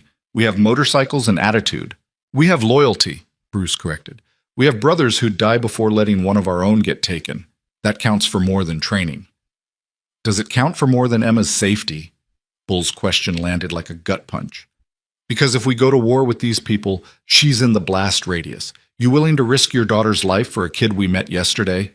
The clubhouse went silent. Every man watching Bruce process the impossible choice: protect Daniel or protect Emma. Keep his word to a traumatized child or prioritize his daughter's safety above all else. Emma made the decision for him. "Daniel stays." Her voice was small but absolute. "He gave me my eyes. We don't give him back to the people who hurt him." "Baby girl, this isn't—" "Yes, it is." Emma's face was set with the stubborn determination she'd inherited from her father. "You told me the club takes care of family, Daniel's family, so we take care of him. That's how this works, right?" Bruce looked at his 6-year-old daughter, teaching him lessons about honor he'd supposedly mastered decades ago. Looked at Daniel, standing there, expecting betrayal because betrayal was all he'd ever known. Looked at his brothers, waiting for orders that would determine whether they were a real brotherhood or just another organization that abandoned people when things got difficult. "The kid stays," Bruce said. "Anyone got a problem with that? The door's right there." Nobody moved. Bull sighed heavily, holstering his weapon. "Then we need a plan. Real plan. Not just blind loyalty and hope." "Agreed." Bruce turned to Chains. "Lock down the clubhouse. Nobody in or out without clearance. Set up rotating watch schedules. 2-man teams, 4-hour shifts. I want eyes on every entrance, every window, every possible breach point. Chains nodded, already mentally organizing assignments. Wrench, Mad Dog. Inventory our weapons. Everything we've got. Rifles, handguns, ammunition counts. I need to know our capability. On it? Snake, reach out to the mongrels in Sacramento, the Devil's Disciples in Vegas, every allied club within 200 miles. Let them know we might need support. What's the story? Tell them we're being targeted by hostile actors with military training. Don't mention Daniel or Covenant Medical, just that we need backup if things escalate. Snake disappeared toward the office to make calls. Bruce turned to Psycho Pete, whose nickname came from his talent for psychological warfare during club conflicts. Pete, I need you to dig into Covenant Medical Research Group. Use every contact you've got. Dark web forums, hacktivist networks, anyone who might have information on corporate Black Ops divisions. I want to know their structure, their operatives, their standard protocols. That's deep background work. Could take days. Then you better start now. Pete headed for the computer setup in the back room. Bruce was left with Bull, Reaper, and Daniel in the main area. Emma had climbed onto a bar stool, watching everything with the intense focus of a child trying to understand adult danger. What about CPS? Reaper asked. That social worker's going to come back. Maybe with cops. We can't fight Covenant and the legal system simultaneously. One problem at a time. Bruce looked at Daniel. You said Covenant has politicians and judges on payroll. How high does the corruption go? I don't know specifically. My mom mentioned names, but I was 10. Didn't understand the significance. Daniel's brow furrowed with concentration. I remember her saying something about Nevada state senators, federal district court judges, maybe even someone at the FBI field office in Las Vegas. So we can't trust law enforcement, Bull summarized. We couldn't trust them anyway, Bruce said. We're an outlaw club. Police aren't our friends on good days. With Covenant pulling strings, they'd be actively hostile. The front door opened. Everyone's hand moved toward weapons until they saw it was just Chains returning from setting the perimeter watch. Outside's locked down. Got prospects on the roof with binoculars. Anyone approaches within 100 yards will know. Good. What about... Thunder cracked overhead, followed immediately by rain hammering the metal roof like automatic gunfire. The storm had been building all afternoon, dark clouds rolling in from the mountains with the promise of violence. Perfect cover for an assault. Bruce moved to the window, scanning the parking lot through sheets of rain. Motorcycles gleamed wetly under security lights. Nothing moved except water and shadows. But his instincts, honed through 2 decades of surviving in a world where paranoia kept you breathing, screamed that they were being watched. Lights off, he ordered. Chains killed the main switches. The clubhouse plunged into darkness, broken only by emergency exit signs and the glow from computer screens in the back office. Everyone away from windows, center of the building, now. Brothers moved with practiced efficiency, herding Emma and Daniel toward the interior wall furthest from any external breach point. Bull had his phone out, texting something rapid fire. What are you doing? Bruce asked. Calling in the cavalry. If Covenant's making a move tonight, we need every able body here. Within 15 minutes, the parking lot was filling with motorcycles. Brothers who'd been home with families. Prospects eager to prove themselves. Even retired members who'd hung up their cuts but still answered when the club called. By the time the rain had been falling for an hour, Bruce had 37 armed men inside the clubhouse and surrounding buildings. Not enough to fight off a professional military force, but enough to make any assault costly. Daniel sat on the floor with his back against the interior wall, knees pulled to his chest, watching the organized chaos with wide eyes. Emma had curled up beside him, her small hand gripping his arm like an anchor. You've done this before, Daniel observed quietly, prepared for an attack. 3 times, Bruce confirmed, settling beside them with his back against the same wall. Gang war in 09, federal raid in 12, mongrel incursion in 15. We survived all 3. Those were criminals and cops. This is different. How? Daniel looked at him with those 2 old eyes. Because Covenant doesn't care about laws or territory or respect. They care about assets and losses.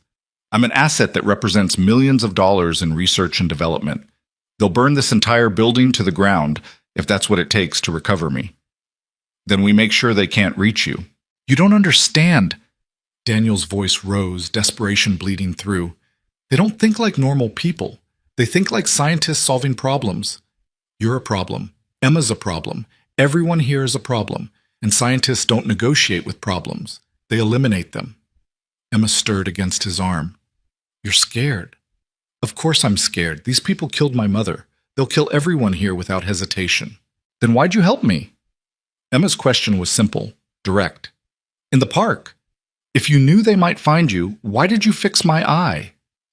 Daniel was quiet for a long moment, rain hammering overhead and brothers moving in darkness around them. Because I needed to know if I was still human, if all their experiments and enhancements and modifications left anything good inside me. Helping you was proof I wasn't just the weapon they tried to create. You're not a weapon, Emma said with absolute certainty. You're my friend. Something in Daniel's expression cracked. Bruce watched the kid fight tears, fight the vulnerability that hurt worse than any physical damage. Thunder boomed again, closer this time. The lights flickered, once, twice, then died completely. Emergency generator kicked in 3 seconds later, bathing everything in red emergency lighting that made the clubhouse look like a war zone. Bull appeared out of the crimson darkness. Boss, we got a problem. What kind? Power's out for 6 blocks. Not a storm outage. Too precise. Someone cut the main lines. Bruce was on his feet immediately. Emma scooped into his arms. Everyone to defensive positions. This is it. The clubhouse transformed. Brothers who'd been relaxed 30 seconds ago became a coordinated fighting unit. Windows were reinforced with furniture. Firing positions established. Weapons loaded and ready. Psycho Pete burst from the back office, laptop in hand. Boss, you need to see this. He showed Bruce a screen filled with satellite imagery and building schematics. Just pulled this from a hacker forum. It's the Nevada branch of Covenant Medical. Location, security protocols, everything. Why do we care? Because Pete zoomed in on a section labeled Enforcement Division.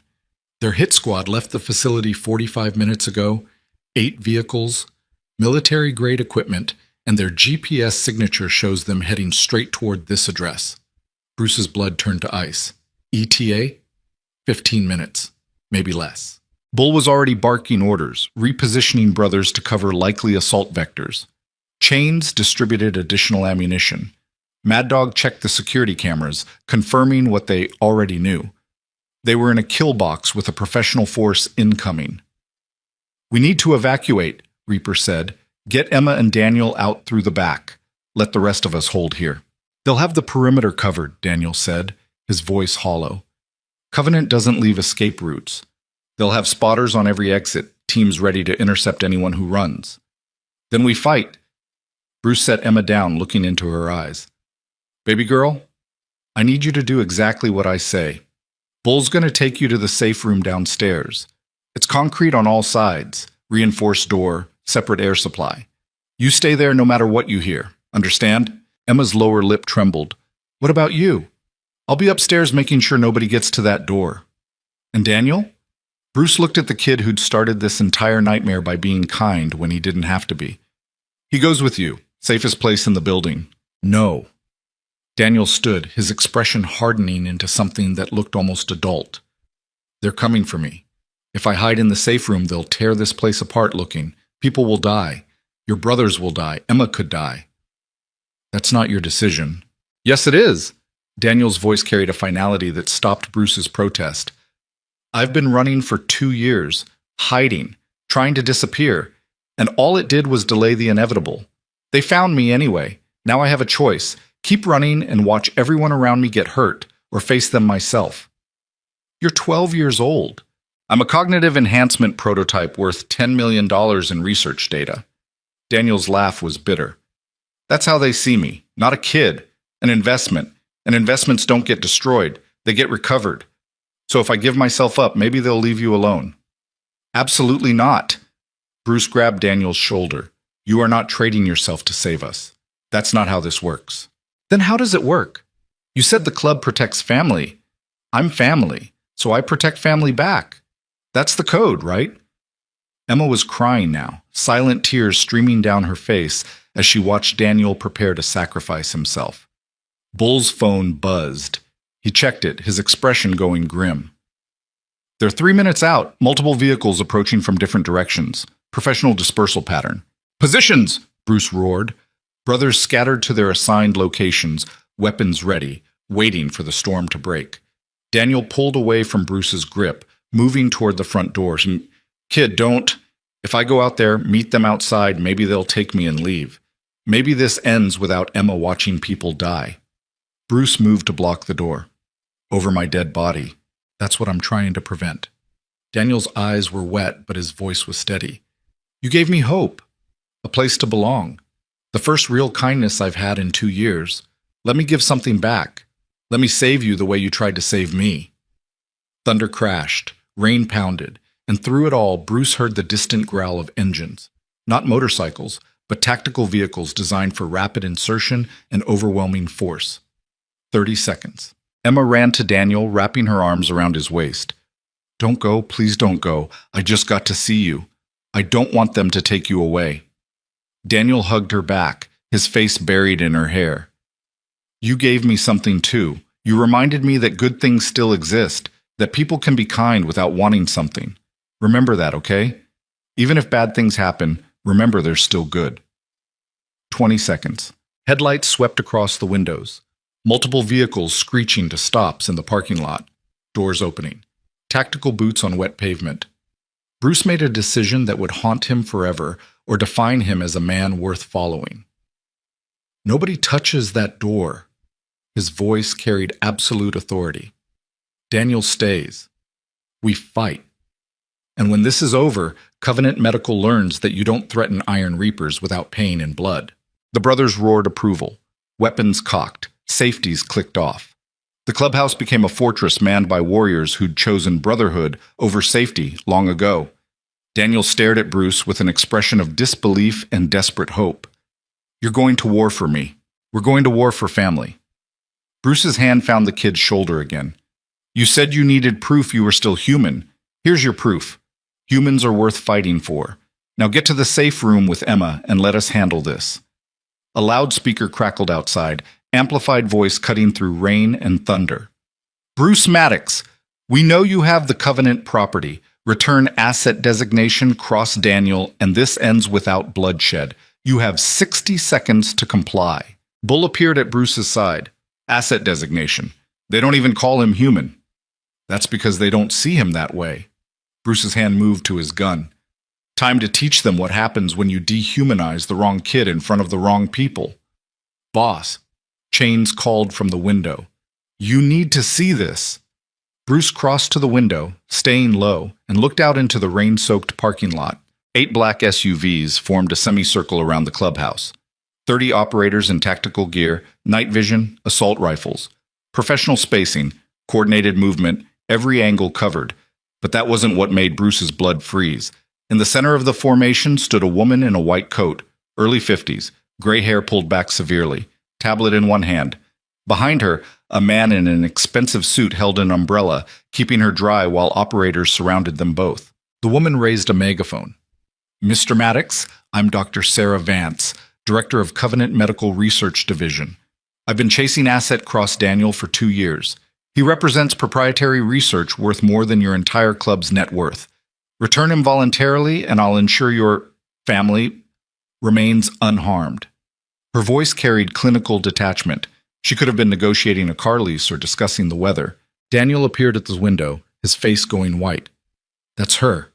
The one who ordered my mother killed. The one who ran the experiments. Bruce studied the woman who'd turned a child into property and felt rage settle into his bones like old friends. 30 seconds, the doctor called. Then we breach. And I'm afraid breaching protocols don't account for civilian casualties. Emma was beside them now, having refused to go to the safe room without her father. She looked at the tactical team, at the woman in white, at Daniel's terrified face. Then she did something that changed everything. She opened the front door and walked outside into the rain. Emma, no! Bruce lunged for her, but she was already past him, small feet splashing through puddles, heading straight toward the wall of armed operators who could kill her before he took 3 steps. Dr. Vance raised one hand. The operators held fire, confused by a 6-year-old girl approaching like she owned the night. Emma stopped 10 feet from the doctor, rain soaking her pink dress, and pointed one small finger at the woman's face. "You hurt Daniel. You killed his mom. You're a bad person." Dr. Vance's expression didn't change. "Child, this doesn't concern you.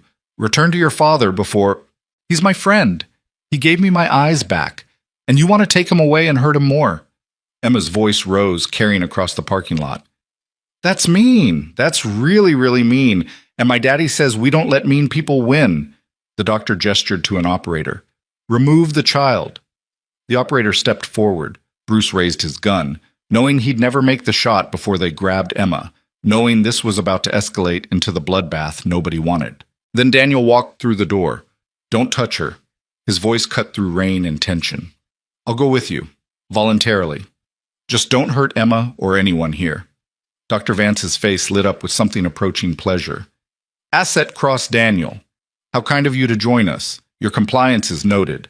"Daniel, get back inside."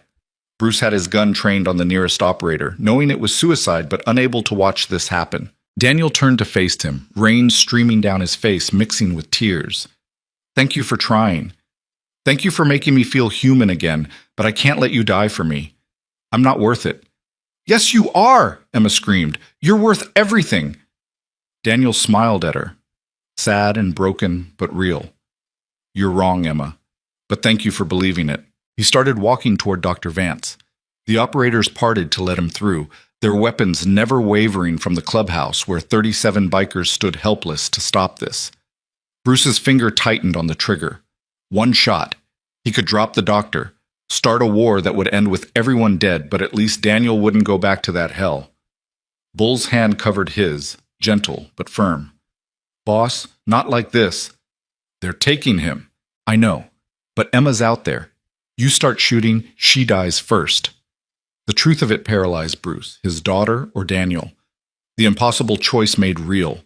Daniel reached Dr. Vance. She produced a syringe from her coat pocket, jabbing it into his neck with practiced efficiency. His legs buckled. Operators caught him before he hit the ground. "What did you do to him?" Emma ran toward them, but an operator grabbed her, holding her back easily despite her kicks and screams. "Mild sedative," Dr. Vance said clinically. "He'll wake in several hours, safely return to our facility, where he can continue contributing to medical advancement." "You're going to hurt him again." Emma fought harder, desperation giving her strength that still wasn't enough. Dr. Vance looked at the struggling child with the kind of interest scientists showed lab specimens.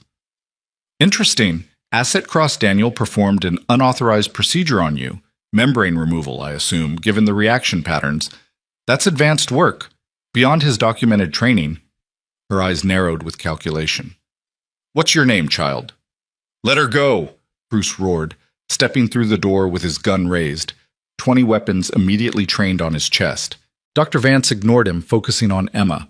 "Your visual acuity improvement suggests natural ability in Asset Cross Daniel we hadn't fully developed. That's valuable data. Perhaps you should come with us as well. Allow us to study the procedure's success rate." Everything stopped. The rain. The thunder. Bruce's heartbeat. Dr. Vance wanted Emma, not just Daniel, both of them. Bull's voice came from behind Bruce, deadly quiet. "Boss, what do you want us to do?" Bruce looked at his daughter being held by a tactical operator, at Daniel unconscious in another operator's arms, at the woman who saw children as assets and experiments as acceptable losses. He thought about the code he'd lived by for 20 years. About protecting family, about standing against anyone who threatened what mattered.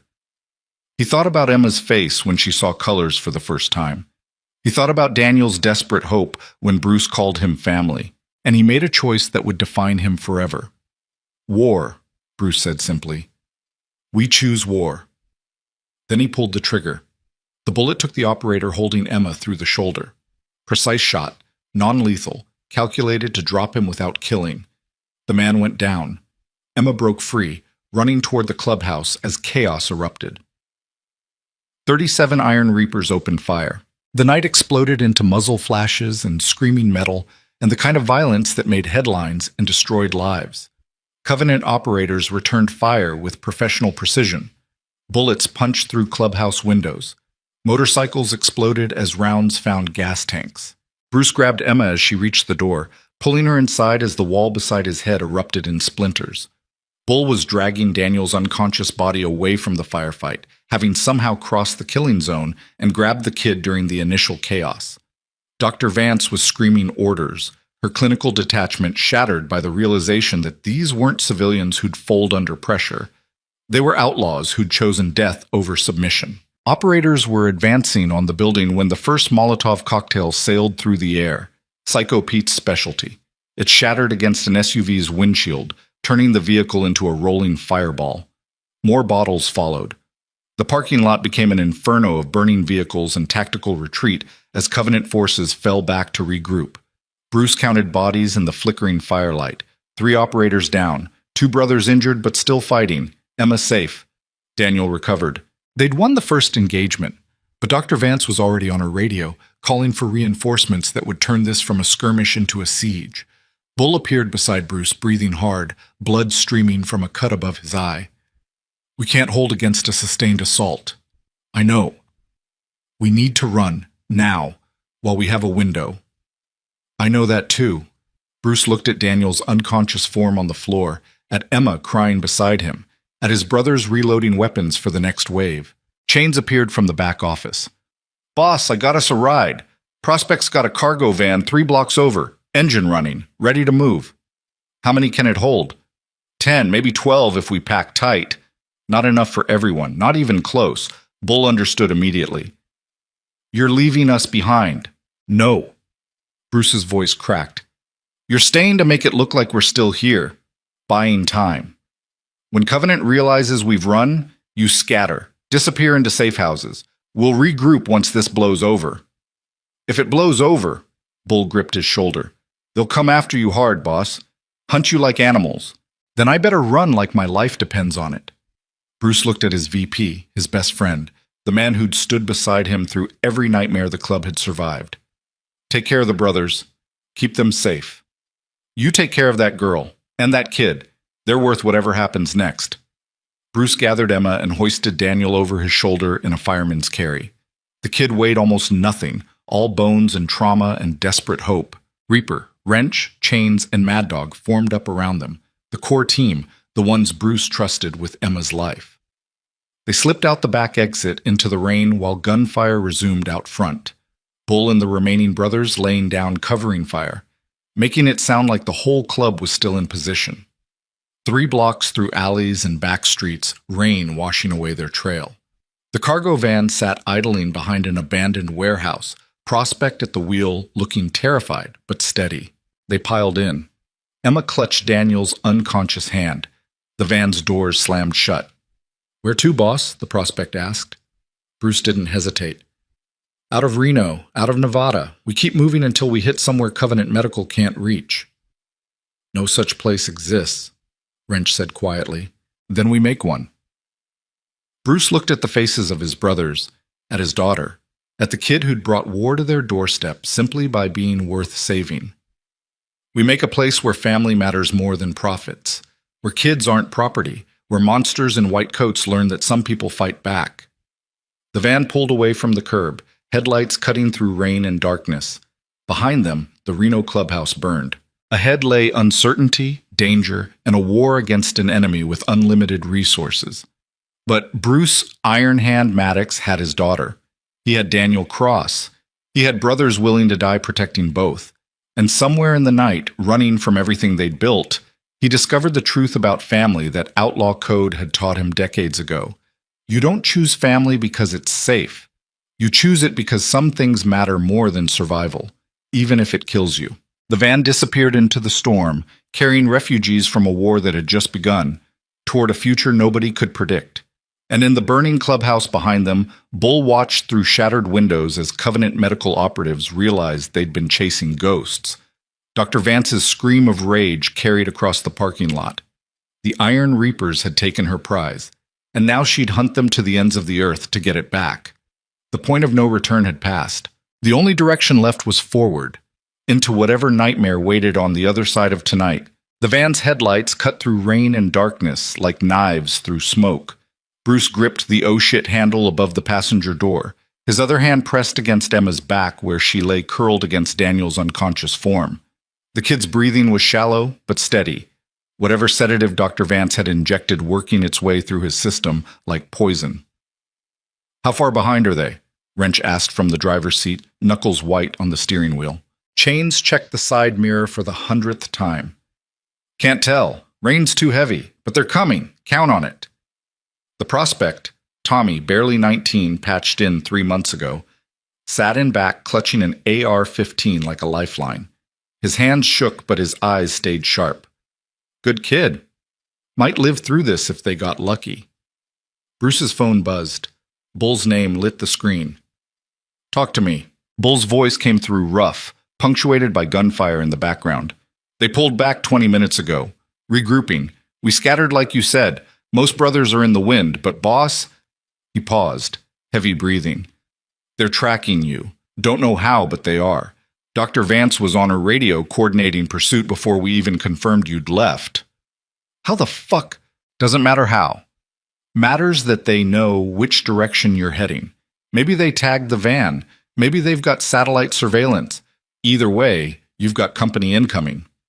Bruce closed his eyes, processing. How many? Convoy of 4 vehicles left 5 minutes after you, full tactical teams. They're not playing anymore, boss. This is scorched earth. Copy that. Stay safe, brother. You too. And Bruce? Bull's voice softened slightly. You made the right call. Taking Emma and Daniel. Whatever happens next, remember that. The line went dead. Bruce turned to Chains. Check the van. Every inch. They might have planted a tracker. Chains and Mad Dog tore through the cargo area while the van continued its desperate flight through Reno's industrial district. They found it 3 minutes later, a small GPS tracker magnetically attached to the undercarriage, accessible from the wheel well. Clever, Mad Dog muttered, holding the device up to the dome light. Military grade, probably attached when we were loading up. Destroy it, Bruce ordered. Wait. Chains took the tracker, his scarred face thoughtful in the flickering light. We destroy it. They know we found it. Might as well paint a target on our backs. But if we move it to a different vehicle, we buy time and misdirection. Bruce's mind raced through possibilities. There. That semi at the truck stop. Wrench pulled into a 24-hour truck stop where a dozen 18-wheelers sat idling in the rain. Chains moved fast, attaching the tracker to a semi with California plates, and a load manifest for Los Angeles. Back in the van, Emma stirred against Daniel. Daddy, where are we? Somewhere safe, baby girl. Go back to sleep. Daniel won't wake up. Why won't he wake up? Bruce touched the kid's forehead.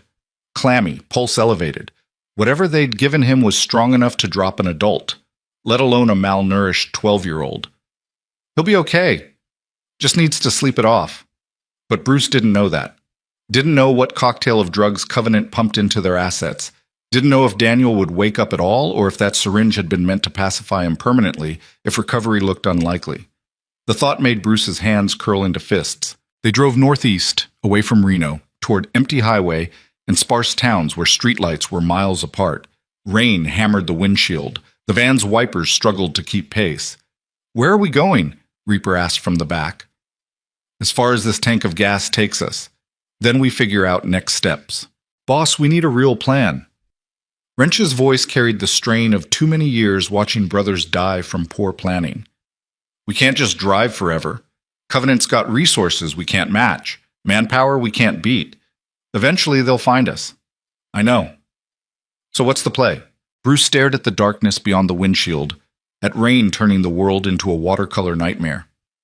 We find somewhere defensible, somewhere we can make a stand, and we hurt them bad enough that they decide Daniel's not worth the cost.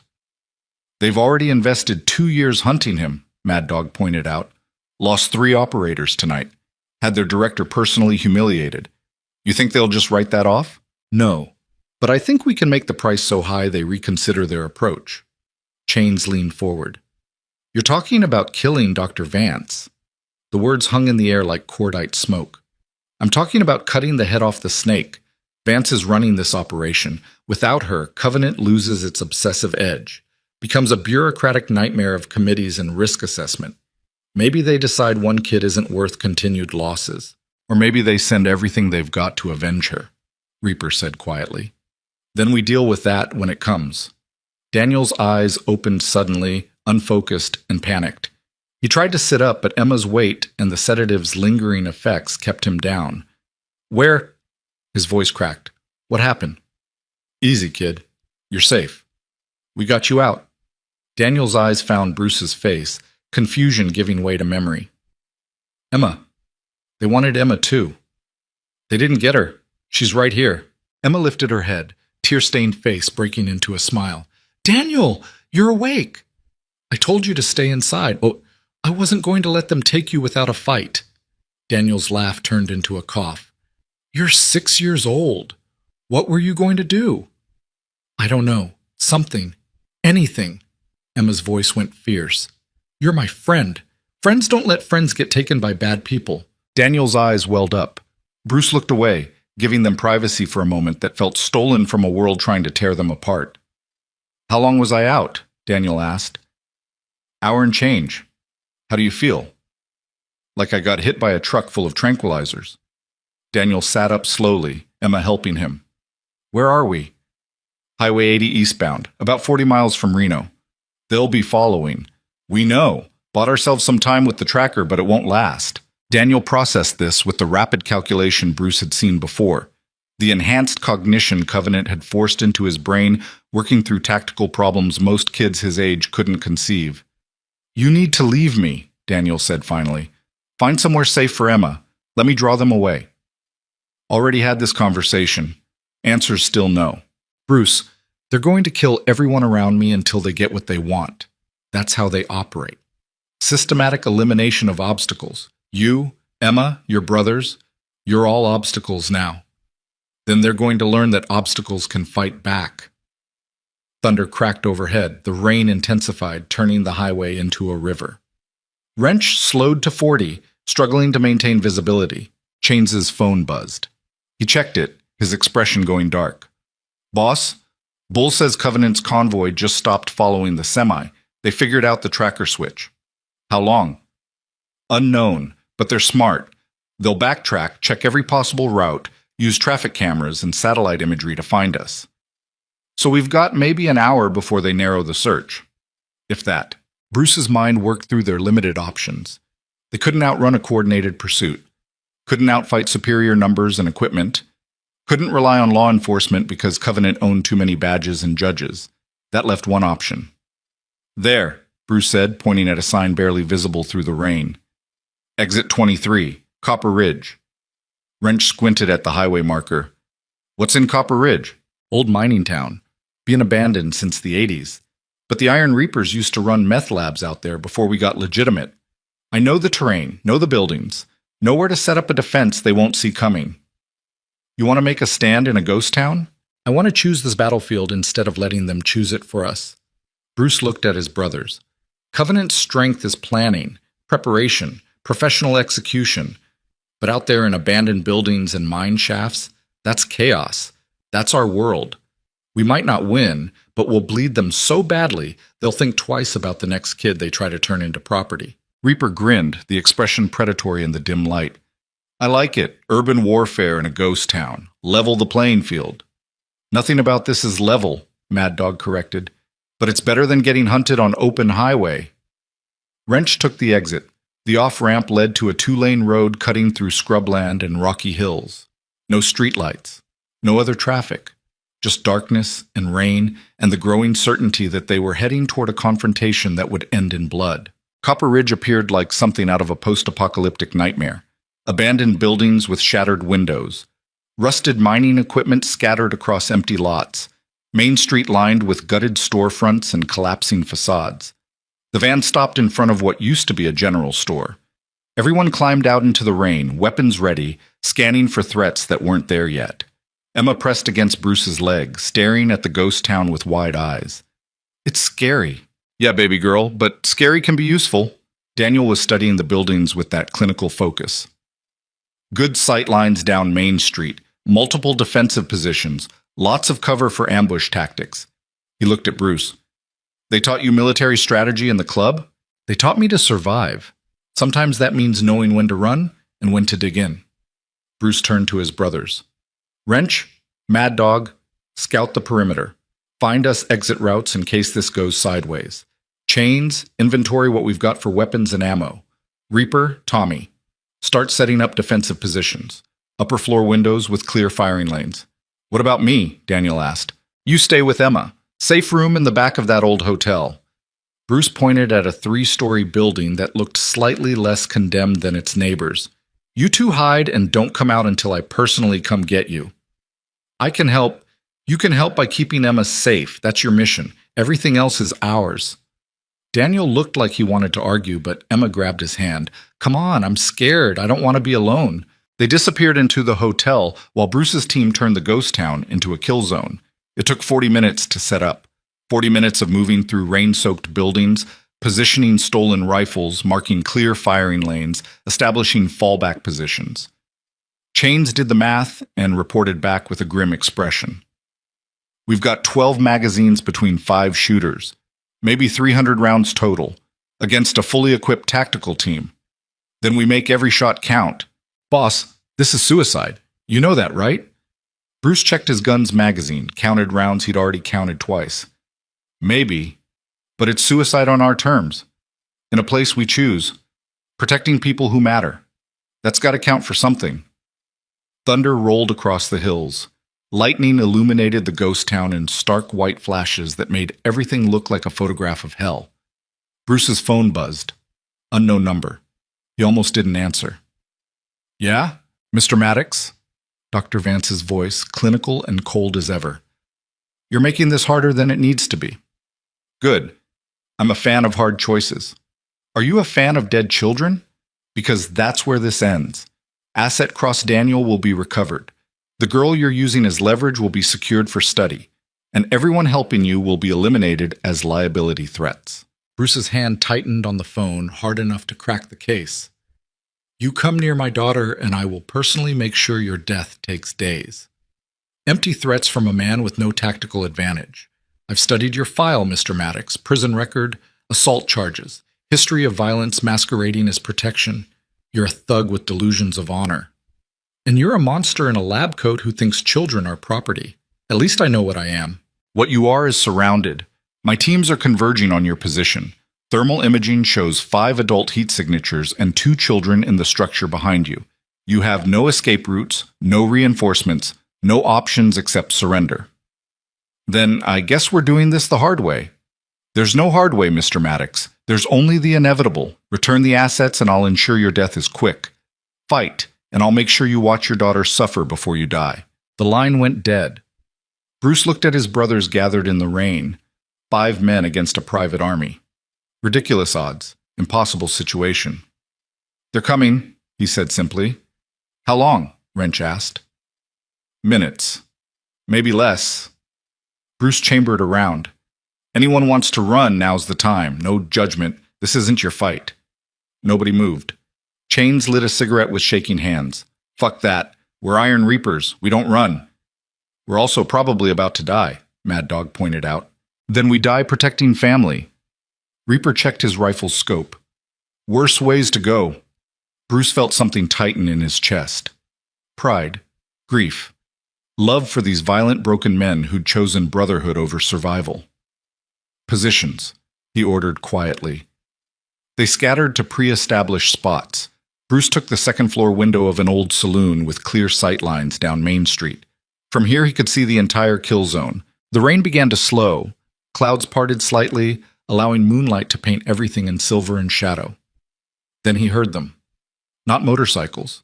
Tactical vehicles moving slow and quiet, engines barely audible over residual thunder. 4 SUVs appeared at the edge of town, headlights off, moving in coordinated formation. They stopped 300 yards out, doors opened, operators deployed with professional precision. Bruce counted heads through his rifle scope. 22. All armed, all trained, all moving like they'd done this 100 times before. Dr. Vance emerged from the lead vehicle, white coat stark against darkness. She raised a megaphone. Last chance, Mr. Maddox. Return the assets or watch everything you love burn. Bruce's finger found the trigger. He could take the shot. Drop her right now. Start this war on his terms. But the second he fired, Emma became a target. Daniel became forfeit. His brothers became casualties of a decision made in anger instead of strategy. So he waited. Dr. Vance waited too, apparently content to let tension build. Then Daniel's voice cut through the silence, young and clear and absolutely terrified. "I'm here.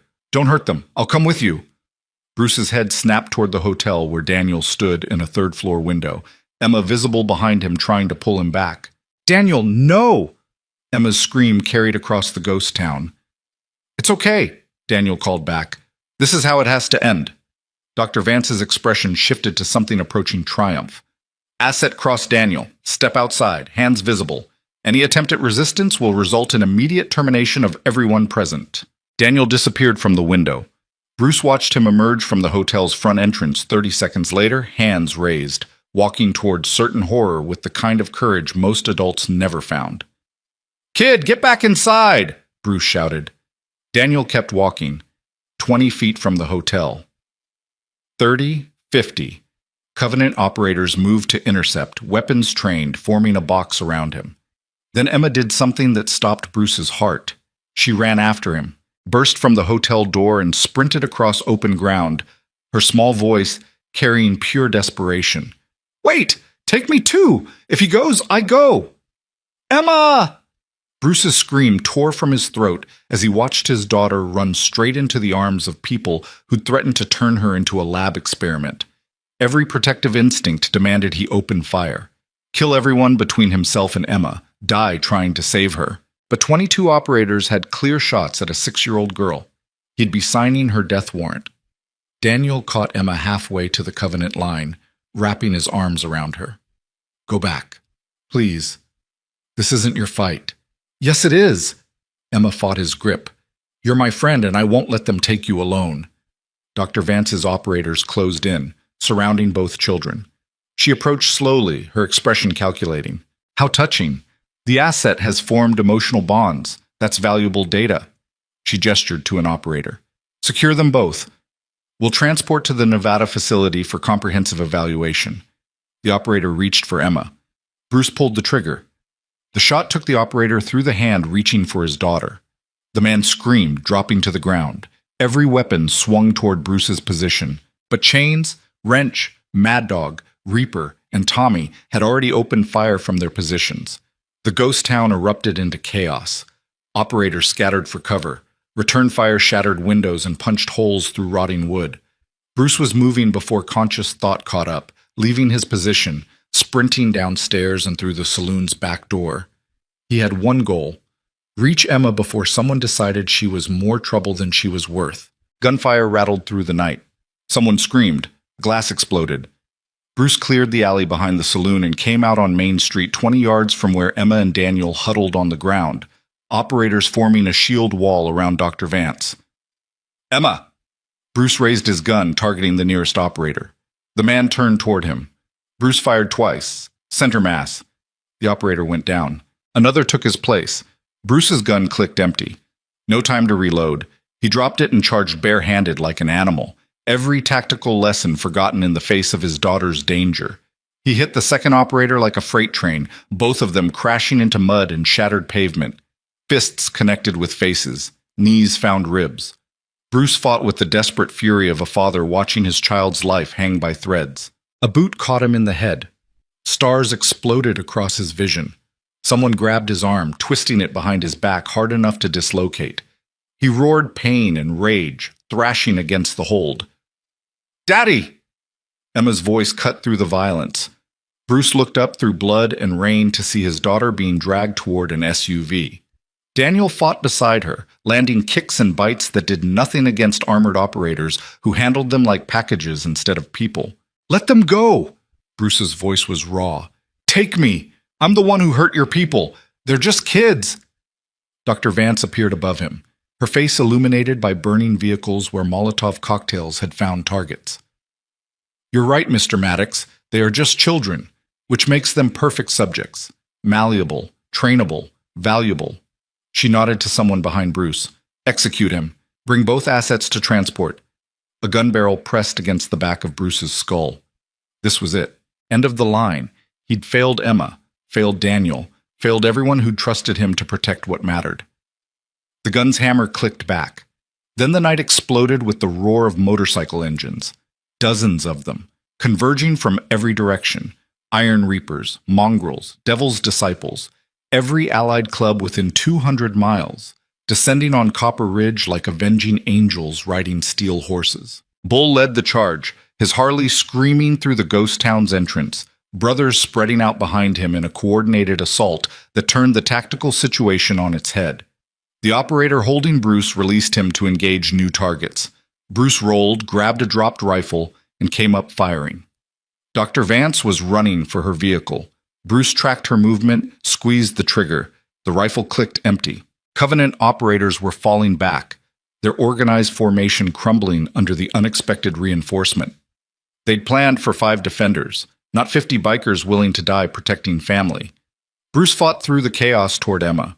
She and Daniel had been dropped during the confusion, both children crawling toward the relative safety of an overturned vehicle. Emma! Bruce reached them, pulling his daughter into his arms while Daniel pressed against his side. Daddy, you're bleeding. I'm fine, stay close. Don't let go. Gunfire continued, but the tide had turned. Covenant's operators were in full retreat, loading into SUVs and peeling away into darkness. They'd lost too many, faced too much resistance. Dr. Vance was the last to leave, her white coat visible through the window of the lead SUV as it accelerated away. She was screaming into a radio, her face twisted with rage. Then they were gone. The ghost town fell silent except for the idle rumble of motorcycles and heavy breathing from men who'd just fought for their lives. Bull appeared through the smoke, his face covered in blood from a scalp wound. Everyone alive? Bruce did a quick head count, Chains holding his shoulder where a bullet had grazed, Wrench limping, Mad Dog applying pressure to Tommy's leg wound, Reaper somehow untouched, checking his rifle like nothing had happened. We're alive. Good. Bull looked at the burning wreckage scattered across Main Street. Because we need to move. They'll be back with heavier firepower, and next time they won't hesitate. Emma was crying against Bruce's chest. Daniel sat in the mud, staring at nothing, processing how close they'd come to being recaptured. Bruce looked at his brothers, the ones who'd stayed, the ones who'd come, the ones who'd ridden into hell because the call went out that family needed help. Thank you, he said quietly. All of you, for coming. That's what family does, Bull said simply. Now let's get the fuck out of here before those corporate psychopaths regroup. They mounted up. Emma rode with Bruce, Daniel with Chains. The convoy of motorcycles rolled out of Copper Ridge as dawn began breaking over the hills, painting the sky in shades of blood and fire. Behind them, the ghost town smoldered. Ahead lay uncertainty. But they were together. And in the outlaw world, that was the only victory that mattered. Dr. Vance's voice crackled over Bruce's dropped phone, still lying in the mud. This isn't over, Mr. Maddox. I will hunt you to the ends of the earth. I will take everything you love. And when I finally have you broken and bleeding, you'll beg me to let you die. The phone's battery died, cutting her off mid-threat. Bruce throttled his Harley, the engine roaring beneath him, carrying Emma toward whatever came next. The war with Covenant Medical wasn't over. It was just beginning. But he'd learned something tonight in that ghost town firefight. Some things were worth fighting impossible odds to protect. And he'd keep fighting until his last breath gave out, because that's what fathers did. That's what the brotherhood meant. And Bruce Iron Hand Maddox had never learned how to quit. 3 weeks after Copper Ridge, Bruce stood in the parking lot of a truck stop diner somewhere outside Elko, watching sunrise paint the Nevada desert in shades of copper and gold. His ribs still ached from where that operator's boot had connected. The cut above his eye had scarred over into a thin white line that Emma traced sometimes when she thought he was sleeping. The convoy of motorcycles sat silent in the early morning cold. 50 brothers scattered across picnic tables and parking spaces, drinking coffee that tasted like burnt rubber and eating eggs that had probably been powdered before anyone cooked them. Nobody complained. They were alive. Fed. Together. That counted for everything. Inside the diner, Daniel sat in a corner booth with Emma, both of them working through a coloring book someone had bought at a gas station 2 states back. Emma was explaining colors again, the way she'd done every day since regaining sight, like the world might take it away if she stopped naming everything she saw. Bull appeared at Bruce's shoulder, 2 cups of coffee in his scarred hands. Heard from our contact at the FBI. Bruce accepted the coffee without looking away from his daughter. And? Covenant Medical's Nevada facility got raided 4 days ago. Federal and state agencies, search warrants for everything from tax fraud to human experimentation. They found evidence, lots of it. Documents, test subjects, bodies. Dr. Vance? Arrested trying to board a private plane to Brazil. Fighting extradition, but she's not winning. Too many agencies want her. Too much evidence. Bull took a long drink, steam curling around his face. It's over, boss. The corporate monster's been slayed. Bruce should have felt relief, triumph, something approaching victory. Instead, he just felt tired. How many kids did they find? Bull's expression went dark. 17 still alive. Another 33 in unmarked graves behind the research wing, ages ranging from 6 to 15. The coffee turned to ash in Bruce's mouth. 50 children, 50 families destroyed, 50 lives turned into data points and research metrics by people in white coats who'd convinced themselves that progress justified horror. Daniel doesn't know yet, Bruce said quietly, about the other kids. You gonna tell him? Eventually. When he's ready to process that he wasn't the only one, that his mother tried to stop something bigger than either of them understood. Bull nodded, understanding settling between them without need for additional words. They'd both lived through trauma that took years to unpack. Daniel would need time, space, safety. The Brotherhood could provide all three. What's the plan now? Bull asked. We can't keep running forever. Kids need stability. School. Normal lives. Normal. Bruce laughed without humor. Yeah, we're real experts on normal. You know what I mean. Bruce did. He'd been thinking about it for 3 weeks while they moved from motel to safe house to borrowed cabin, always one step ahead of Covenant's remaining operatives until the FBI raid gutted the organization completely. I've got a place in mind, Bruce said finally. Montana, small town called Whitewood, population 300. Nearest federal facility is 200 miles away. Bought a property there 10 years ago when I thought about going straight. Never did anything with it. What kind of property? 15 acres. Main house needs work, but it's livable. Couple outbuildings we could convert to garage space. Enough land for Emma and Daniel to run around without worrying about neighbors calling cops because they saw a scarred biker teaching kids to ride motorcycles. Bull almost smiled. Sounds peaceful. Sounds boring as hell, but maybe boring is what they need. What about the club? You're still president. Bruce looked at the brothers scattered across the truck stop. Men who'd ridden into hell because family called. Men who'd abandoned jobs and homes and regular lives to protect 2 children they barely knew.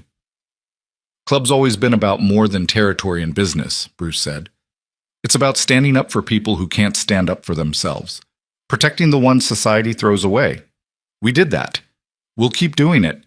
Just maybe from Montana instead of Reno. You're talking about rebranding, shifting focus. I'm talking about evolution.